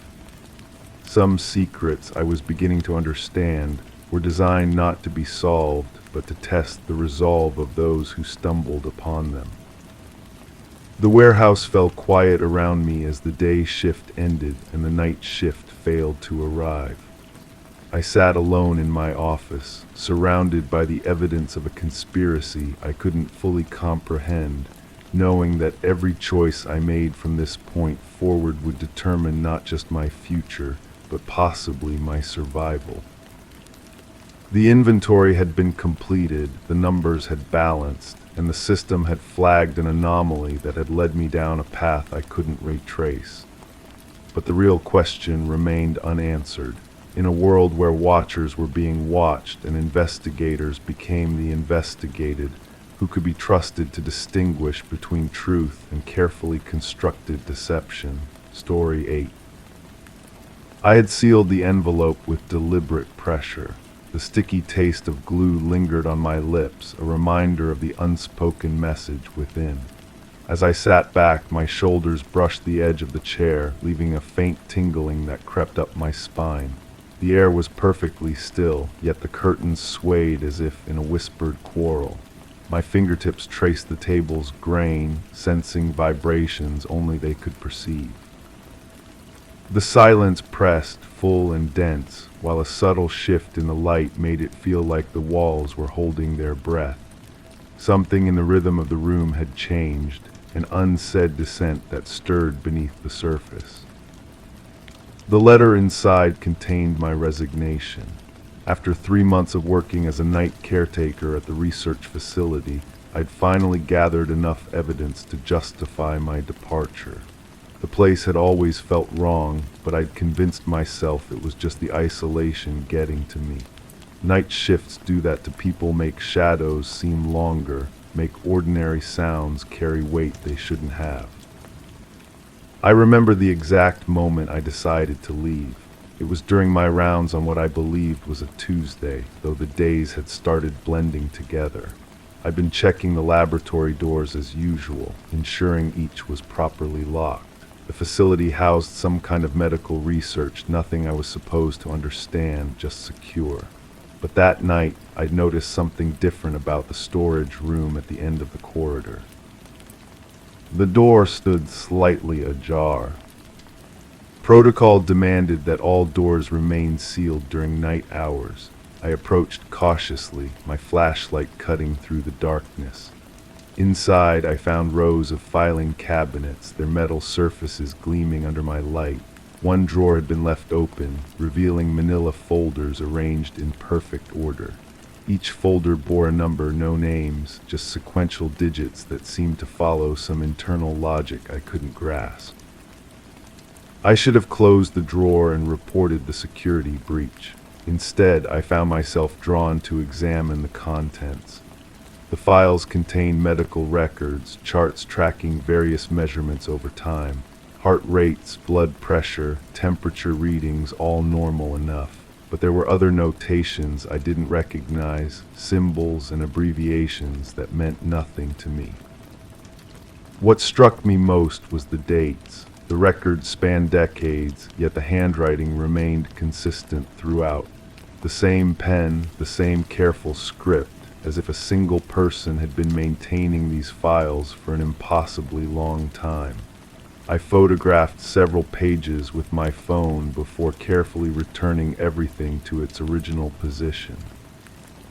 The next morning, I submitted a formal inquiry to my supervisor about the security breach.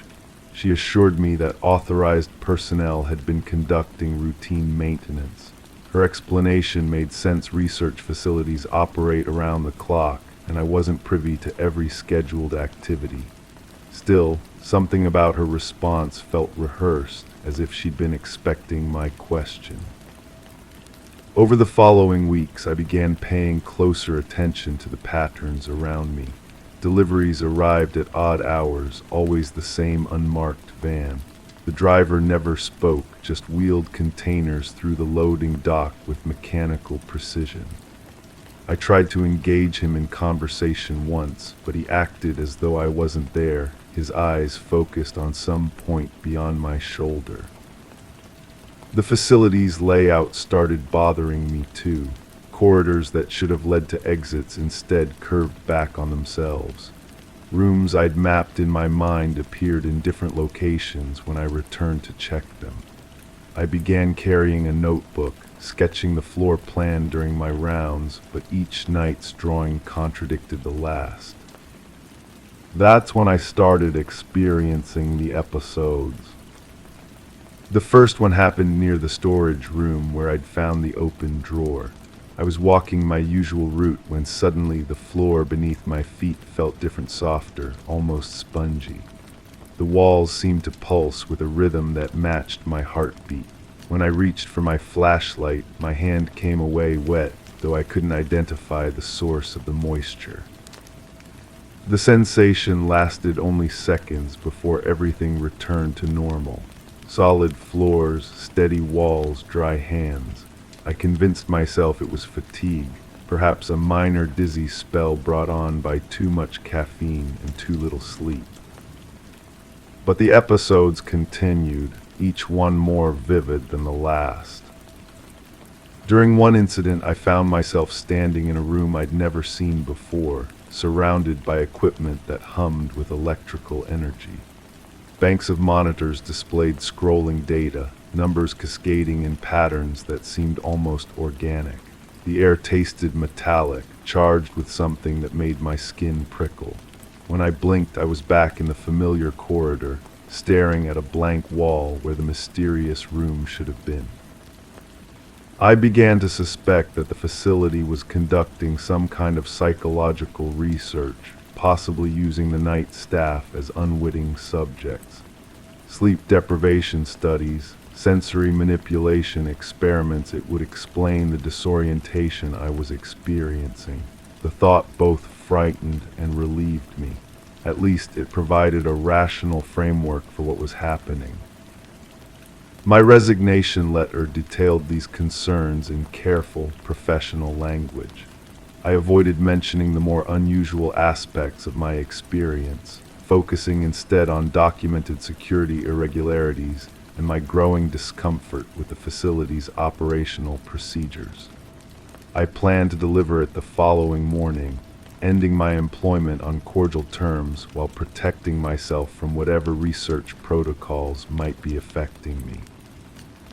But even as I sealed the envelope, doubts crept in around the edges of my certainty. The taste of glue on my lips triggered a memory that didn't quite fit. I remembered sealing envelopes before many times, but not resignation letters. Thank you notes, perhaps, or invitations to events I couldn't quite recall. My hands knew the motion, the careful pressure required to ensure a proper seal, as if I'd performed this action countless times. The chair beneath me felt familiar too, worn in places that matched the contours of my body perfectly. How long had I been sitting here? The facility had provided basic furniture for the security office, but this chair seemed older, more personal, like something I'd owned for years. I tried to remember my first day at the job, but the memory felt strangely flat, like a photograph rather than a lived experience. I could recall filling out paperwork, receiving my security badge, being shown around the facility by my supervisor, but the details lacked texture, the emotional weight that real memories carry. The curtains continued their subtle movement, though I felt no breeze. I stood and approached the window, pressing my palm against the glass. It was warm, warmer than it should have been given the cool temperature I maintained in the office. Beyond the window lay darkness, not the parking lot I expected to see, but an absolute black that seemed to absorb my flashlight's beam. When had it become so dark outside? My shift typically began at sunset, and I'd grown accustomed to watching the last traces of daylight fade during my first hour on duty, but I couldn't remember seeing any light at all when I'd arrived tonight. The darkness felt complete, permanent, as if the sun had never existed. I returned to the desk and picked up the sealed envelope, turning it over in my hands. My name was written on the front in handwriting I didn't recognize, though the letters formed shapes my fingers seemed to know. Below my name, someone had written "Final Report" in smaller script. Final report, not resignation letter. The distinction felt important, though I couldn't articulate why. I tried to remember what I'd written inside the envelope, but the words seemed to slip away from my mental grasp like water through cupped hands. I'd been so certain of my purpose just moments ago, so clear about my decision to leave this place. Now, holding the envelope, I wondered if leaving was even possible. The facility around me felt different in this new uncertainty. Walls that had seemed solid now appeared almost translucent, as if I could see through them to spaces that shouldn't exist. The familiar hum of ventilation systems took on a rhythmic quality, like breathing, like something alive and aware of my presence. I walked to the filing cabinet where I kept my security logs and pulled out the bottom drawer. Inside, instead of the neat chronological records I expected, I found dozens of identical envelopes, all sealed, all bearing my name in that same unfamiliar handwriting. Some looked newer than others, the paper crisp and white. Others appeared aged, yellowed at the edges as if they'd been sitting in the drawer for years. Each envelope was marked "Final Report" in the same careful script. My hands trembled as I gathered the envelopes, spreading them across the desk's surface. There had to be at least 30 of them, maybe more. How long had I been here? How many times had I written my resignation, sealed it with that same deliberate pressure, tasted that same adhesive residue on my lips? The room began to shift around me, walls expanding and contracting like lungs. The familiar became foreign, the foreign became familiar.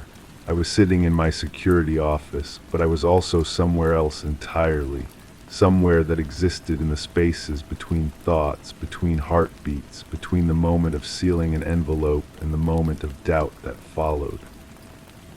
I understood then that I'd been here before, many times, cycling through the same discoveries, the same growing unease, the same decision to leave. But leaving required remembering, and remembering required a continuity of experience that this place seemed designed to disrupt. The envelope in my hands felt heavier now, weighted with the knowledge of its predecessors. Inside was my resignation, my final report, my attempt to document something that resisted documentation. But it was also something else, something that existed in the gap between what I believed I'd written and what I'd actually committed to paper.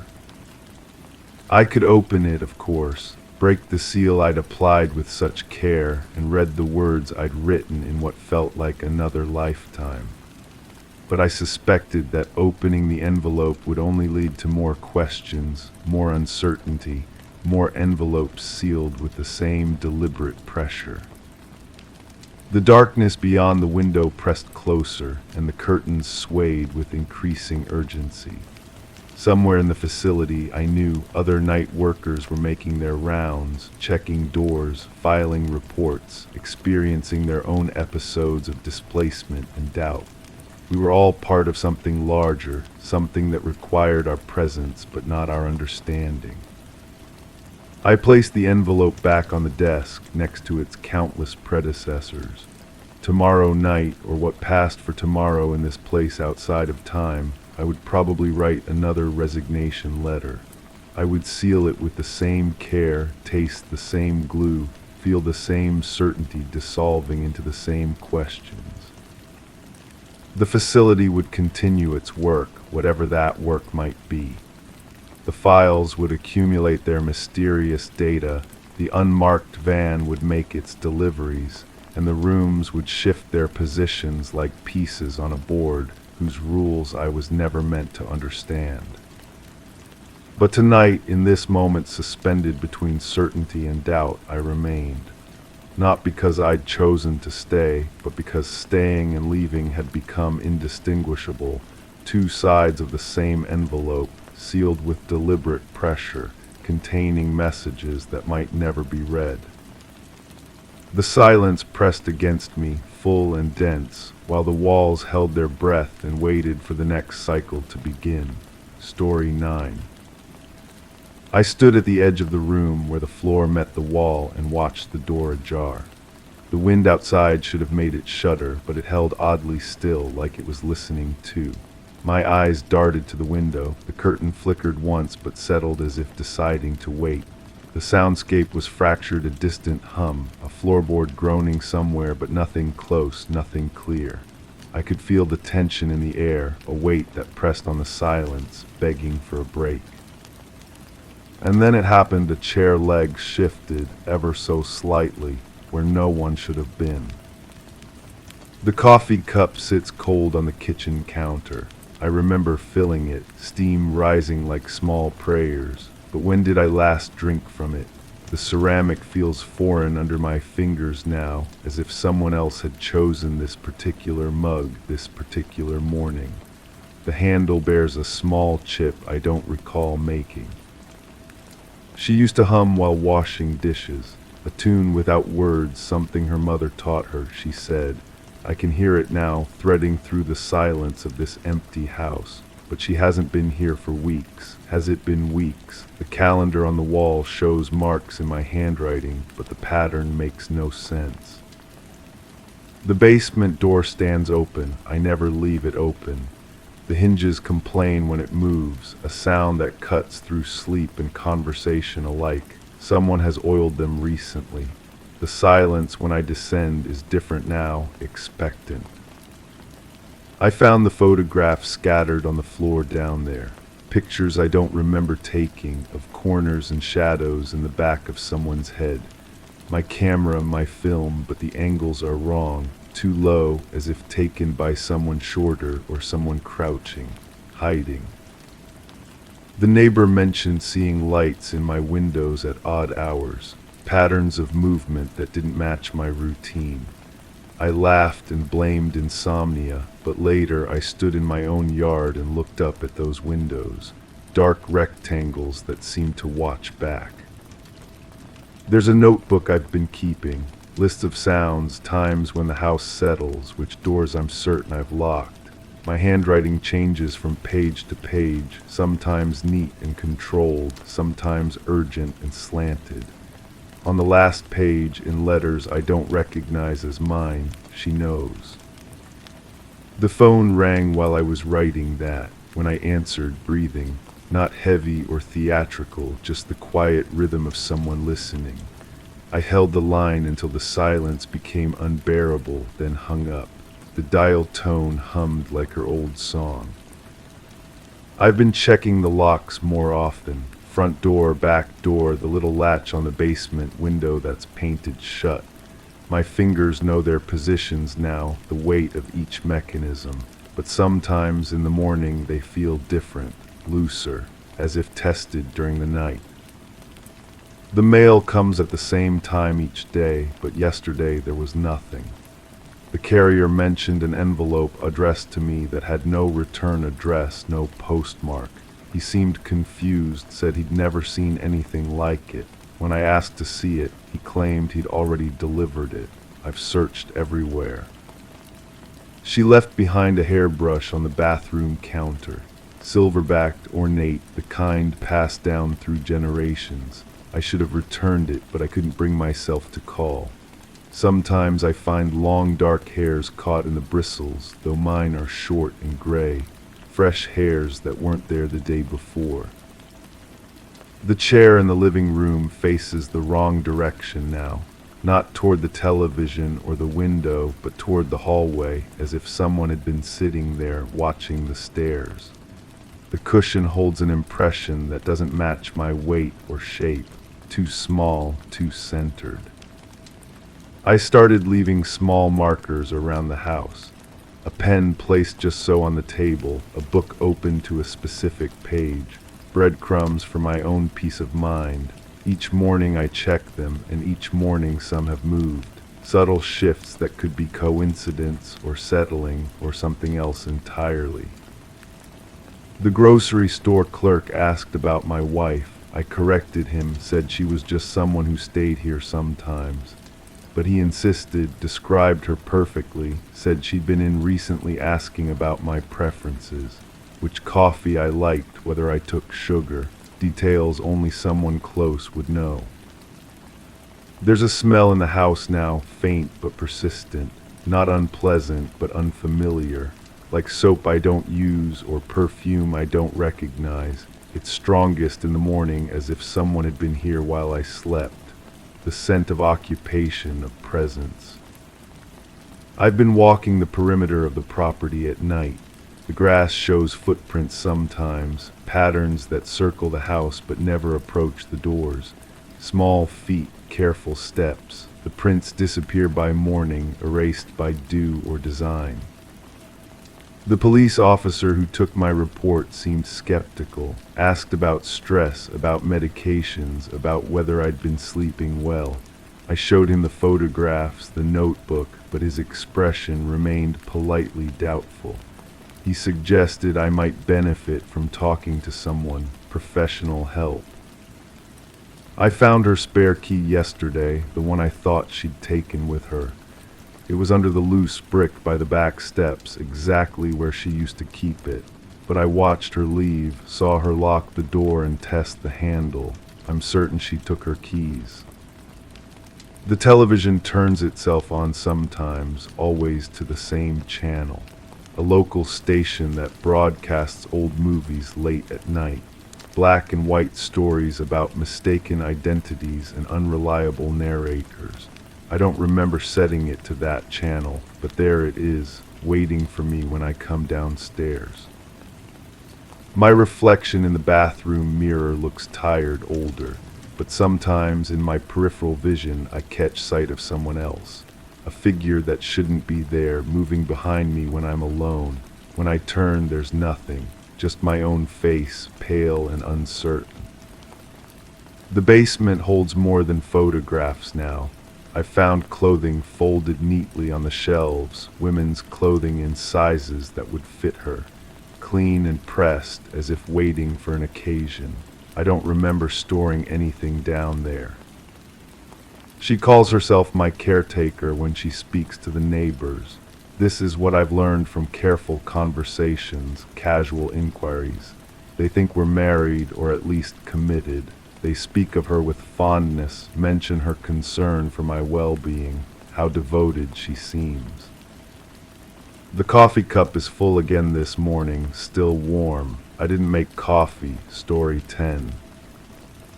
The latch clicked shut as I withdrew my hand. A deep, metallic scent lingered, clinging to my nostrils like a warning. My fingertips grazed the fabric of my jacket, which felt worn and strangely foreign. The air hummed with a faint vibration, something I couldn't quite place but was sure I'd felt before. The usual comfort of my surroundings seemed to dissolve, leaving only a tangible unease. I stood still, listening for a sound I knew wouldn't come.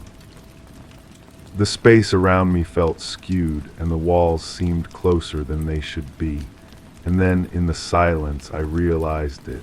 The button remained cold and untouched. I remember checking the lock that night because she'd asked me to. The way she stood by the kitchen counter, her fingers drumming against the marble surface in that nervous rhythm I'd grown accustomed to over the months. She wore the blue sweater I'd bought her, the one with the loose thread at the left cuff that she always twisted when she was anxious. "Just make sure everything's secure," she'd said, not looking at me directly. Her voice carried that particular strain it got when storms were coming. The weather forecast had predicted heavy winds, and she always worried about the old windows rattling loose from their frames. I walked through each room methodically, testing every latch, every lock, every window clasp. The house felt solid beneath my feet, familiar in the way homes become after you've lived in them long enough to know which floorboards creak and which doors stick in humid weather. The metallic scent I noticed was probably just the old brass fixtures, oxidized from years of use, and the moisture that always seemed to seep into the walls during the rainy season. She was already in bed when I finished my rounds, her breathing steady and even. I remember thinking how peaceful she looked, her dark hair spread across the white pillowcase like spilled ink. The blue sweater lay folded neatly on the chair beside the bed, that loose thread catching the dim light from the hallway. I checked the front door one final time before heading upstairs. The latch was secure, the deadbolt turned, the chain in place, everything exactly as it should be. But there was something about the button on the security panel that nagged at me. It glowed its usual steady green, indicating all systems were active, yet when I pressed it to double-check the settings, it felt different somehow. Not mechanically different, but different in a way I couldn't articulate, like touching something that should be warm but finding it unexpectedly cold. The storm arrived around midnight, just as predicted. I woke to the sound of rain against glass and wind pushing through the eaves. She was still sleeping, her form barely visible in the darkness. I lay there listening to the house settle and shift around us, the way old structures do when weather tests their joints and foundations. That's when I first noticed the discrepancy. The sound wasn't coming from outside. The rhythmic tapping I'd attributed to rain on windows was too regular, too deliberate. It came from somewhere inside the house, a steady percussion that seemed to move from room to room. I slipped out of bed and followed the sound downstairs, my bare feet silent on the hardwood floors. The kitchen was exactly as we'd left it, except for one detail that made my stomach tight. The blue sweater wasn't upstairs on the bedroom chair. It was draped over one of the kitchen stools, the loose thread now completely unraveled, leaving a thin line of blue yarn trailing across the floor like a breadcrumb path. I touched the fabric, it was damp. The logical explanation came easily enough. She must have gotten up for water or couldn't sleep and came downstairs. Maybe she'd spilled something on the sweater and rinsed it in the sink. The dampness could be from that or from the humidity the storm had brought in. She'd probably forgotten to take it back upstairs when she returned to bed. But when I climbed the stairs again, the chair beside our bed was empty, just as I'd left it. And she was still there, still breathing steadily, her hair still spread across the pillow in exactly the same pattern, as if she hadn't moved at all. I stood in the doorway watching her sleep and felt that same sensation I'd experienced by the front door. The walls seeming closer, the familiar space somehow skewed. The air carried a faint vibration that made my skin prickle, like the moment before lightning strikes when every hair on your body stands at attention. The security panel in the hallway cast its steady green glow, but when I looked at it directly, something seemed off about the light itself. Not dimmer or brighter, but somehow displaced, as if I were seeing it through water or thick glass. I pressed the button again, and again it felt cold beneath my fingertip, cold in a way that seemed to spread up my arm and settle in my chest. That's when the second version began to surface, not as memory, but as sensation. The feeling of standing in that same hallway, but the walls painted a different color.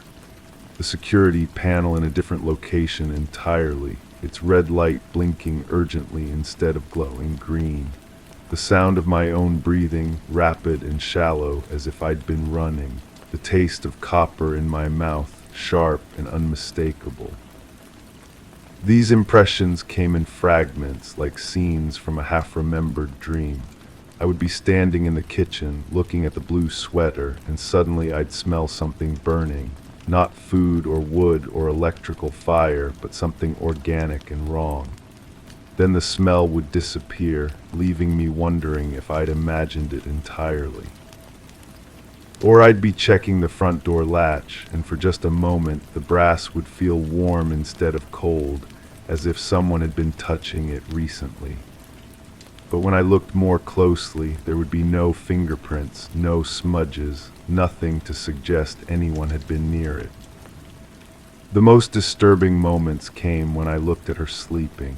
Sometimes, in my peripheral vision, the figure in the bed seemed different. Not her at all, but someone else entirely. Someone whose breathing wasn't steady and peaceful, but labored and strange. But when I turned to look directly, it was always her, always exactly as she should be.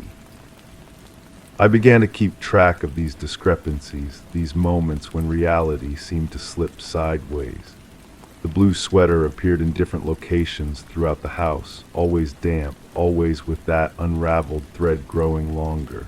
The security panel's light changed from green to red to green again, sometimes within the span of a single glance.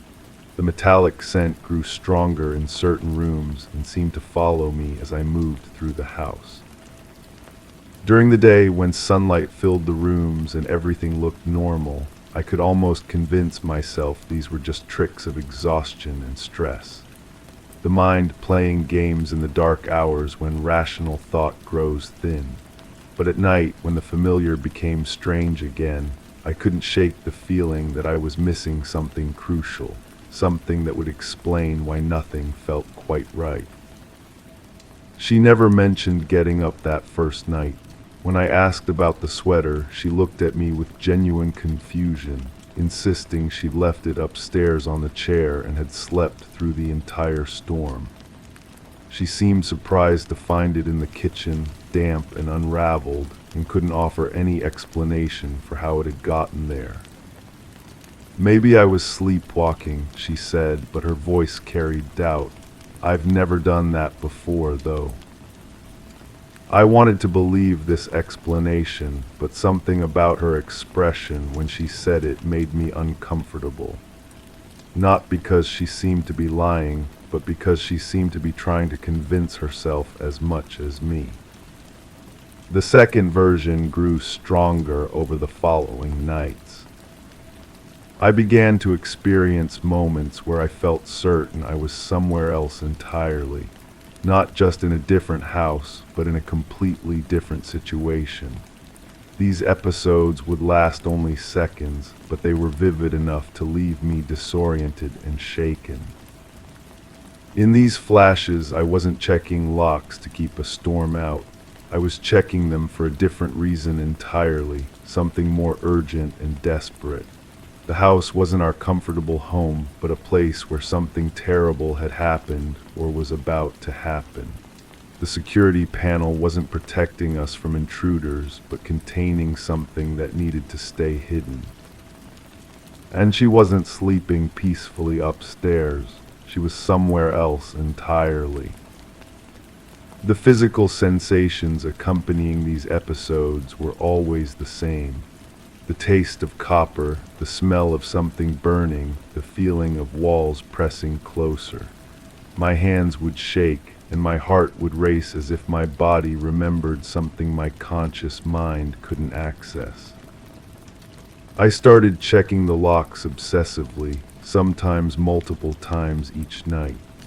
Each time, the latch would click shut with that same metallic finality, and each time I would withdraw my hand with the growing certainty that I was performing this action for reasons I didn't understand. The button on the security panel became a particular fixation. I would press it dozens of times, feeling its cold surface, watching the light change colors or remain steady. Sometimes it felt like the most important thing in the world to keep pressing that button. Other times, it felt like the most dangerous. She began to notice my behavior, asking questions I couldn't answer satisfactorily. Why was I checking the locks so often? Why did I seem so anxious about the security system? Why did I keep asking her if she remembered getting up at night? "You're making me nervous," she said one evening, watching me test the front door latch for the third time in an hour. "It's like you're expecting something to happen." Was I expecting something to happen? The question lodged itself in my mind and wouldn't let go. Maybe that was exactly what I was doing, preparing for an event I couldn't consciously remember but somehow knew was coming. The blue sweater continued to appear in different locations, always damp, always with that thread unraveling further. I began to see it as a kind of marker, a sign that the second version of events was asserting itself more strongly. When the sweater was upstairs where it belonged, the house felt normal. When I found it elsewhere, the walls seemed to close in and the familiar became foreign. One night I found it in the basement, draped over the old washing machine. I'd never seen her go down there, and when I asked, she insisted she hadn't. The basement was musty and cold, filled with the accumulated debris of years of living. But that night it smelled different, not musty but sharp and clean, like disinfectant or bleach. The washing machine was running, though neither of us remembered starting it. The water was hot, almost steaming, and when I lifted the lid, the clothes inside were items I didn't recognize. Dark fabrics that seemed to absorb the overhead light rather than reflect it. "Those aren't ours," she said, standing behind me at the bottom of the stairs. But her voice sounded strange, distant, as if she were speaking from much farther away. When I turned to look at her, she was gone. I was alone in the basement with the running washing machine and the blue sweater and the smell of something that might have been bleach but felt more dangerous. I climbed the stairs quickly, my heart pounding, and found her in the kitchen making tea. She looked at me with concern when I appeared, breathing hard and probably looking as shaken as I felt. "Are you all right?" she asked. "You look like you've seen a ghost." Had I seen a ghost, or had I been the ghost, moving through a version of events that existed parallel to the one I thought I was living? The two narratives began to bleed into each other more frequently. I would be having a normal conversation with her about mundane things, and suddenly I would smell that metallic scent, feel the walls pressing closer, taste copper in my mouth. The security panel would flicker from green to red in my peripheral vision, and the sound of the latch clicking shut would echo in my ears even when I was nowhere near the front door. During these episodes, I would see flashes of the other version, a house that looked similar but wasn't quite the same. Rooms arranged differently, furniture in wrong positions, windows that opened onto views that shouldn't exist, and always the sense that something terrible had happened or was happening, something that required constant vigilance and desperate measures. In this other version, I wasn't protecting her from a storm. I was protecting something else entirely, or perhaps protecting others from something I'd done. The locks weren't keeping weather out, but keeping secrets in. The security system wasn't monitoring for intruders, but ensuring that certain truths remained hidden. And the blue sweater wasn't just a piece of clothing she'd forgotten to put away. It was evidence of something that needed to be cleaned, hidden, destroyed. These realizations came not as thoughts, but as certainties that bypassed rational analysis entirely. I would know them with absolute conviction for seconds or minutes at a time, then they would fade, leaving me questioning whether I'd imagined the entire experience. The breaking point came on a night when both versions seemed to exist simultaneously. I was checking the locks, as had become my ritual, when I suddenly found myself performing the same actions for completely different reasons. I was securing the house not because she'd asked me to, but because I needed to ensure no one could get in or out. The storm wasn't approaching from outside, but had already arrived and was contained within these walls. She wasn't sleeping peacefully upstairs. She was in the basement, and she wasn't sleeping at all. The security panel showed green and red at the same time, an impossible combination that somehow made perfect sense. The button felt both cold and warm beneath my finger, and when I pressed it, I could hear two different sounds, the normal electronic beep and something else, something that might have been a voice calling for help from a great distance. The blue sweater was everywhere and nowhere, hanging in the closet upstairs and draped over the basement washing machine and folded on the kitchen stool, all simultaneously. The loose thread had unraveled completely in some versions and remained intact in others, creating a web of blue yarn that connected every room in the house.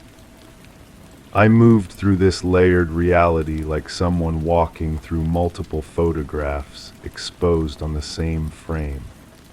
Every step took me deeper into both versions until I couldn't distinguish between what I believed had happened and what I feared might be true.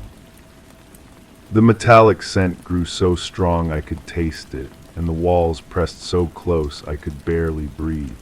The familiar became utterly foreign, and the foreign became terrifyingly familiar. I was both the person checking locks to keep his family safe and the person desperately trying to contain something that could never be contained. When morning came, I found myself standing in the hallway, my hand still reaching toward the security panel. The button remained cold and untouched beneath my fingertip, its light steady green. The house was quiet, normal, filled with the ordinary sounds of a new day beginning. She was in the kitchen, wearing the blue sweater with its loose thread intact, making coffee as if nothing unusual had happened. When she saw me, she smiled and asked if I'd slept well. I looked at her face, searching for some sign that would tell me which version was real. Her expression was open, concerned, completely normal, but something in her eyes seemed to flicker, just for a moment, like light reflecting off water. "Did you check the locks last night?" she asked, the same question she'd asked that first night when the storm was coming. I nodded, though I was no longer certain what I'd been checking them for. "Good," she said, turning back to the coffee maker. "I always feel safer when you do that." But as she spoke, I noticed her reflection in the kitchen window. It showed her wearing different clothes entirely, and her hair was shorter, and she was standing in a room I didn't recognize. When I looked at her directly, everything was normal again, but the reflection remained wrong for just a moment longer than it should have. I realize now that I may never know which version is true, or if both are true, or if neither is true. The latch still clicks shut when I test it, the button still feels cold beneath my finger, and the metallic scent still lingers in certain rooms at certain times. The blue sweater still appears in places it shouldn't be, and the walls still seem to press closer when I'm not expecting it. What I do know is that every night I continue to check the locks. Sometimes I believe I'm protecting her from the storm outside. Sometimes I suspect I'm protecting the world from the storm within. And sometimes, in the moments between sleeping and waking, I wonder if I'm protecting myself from the truth of what really happened in this house, behind these walls, with these hands that still remember the feeling of that cold button and the weight of secrets that refuse to stay buried. The question that haunts me isn't what I did or didn't do. It's whether the person asking that question is the same person who performed those actions, or if I've become someone else entirely, living in the spaces between two versions of events that can never be reconciled.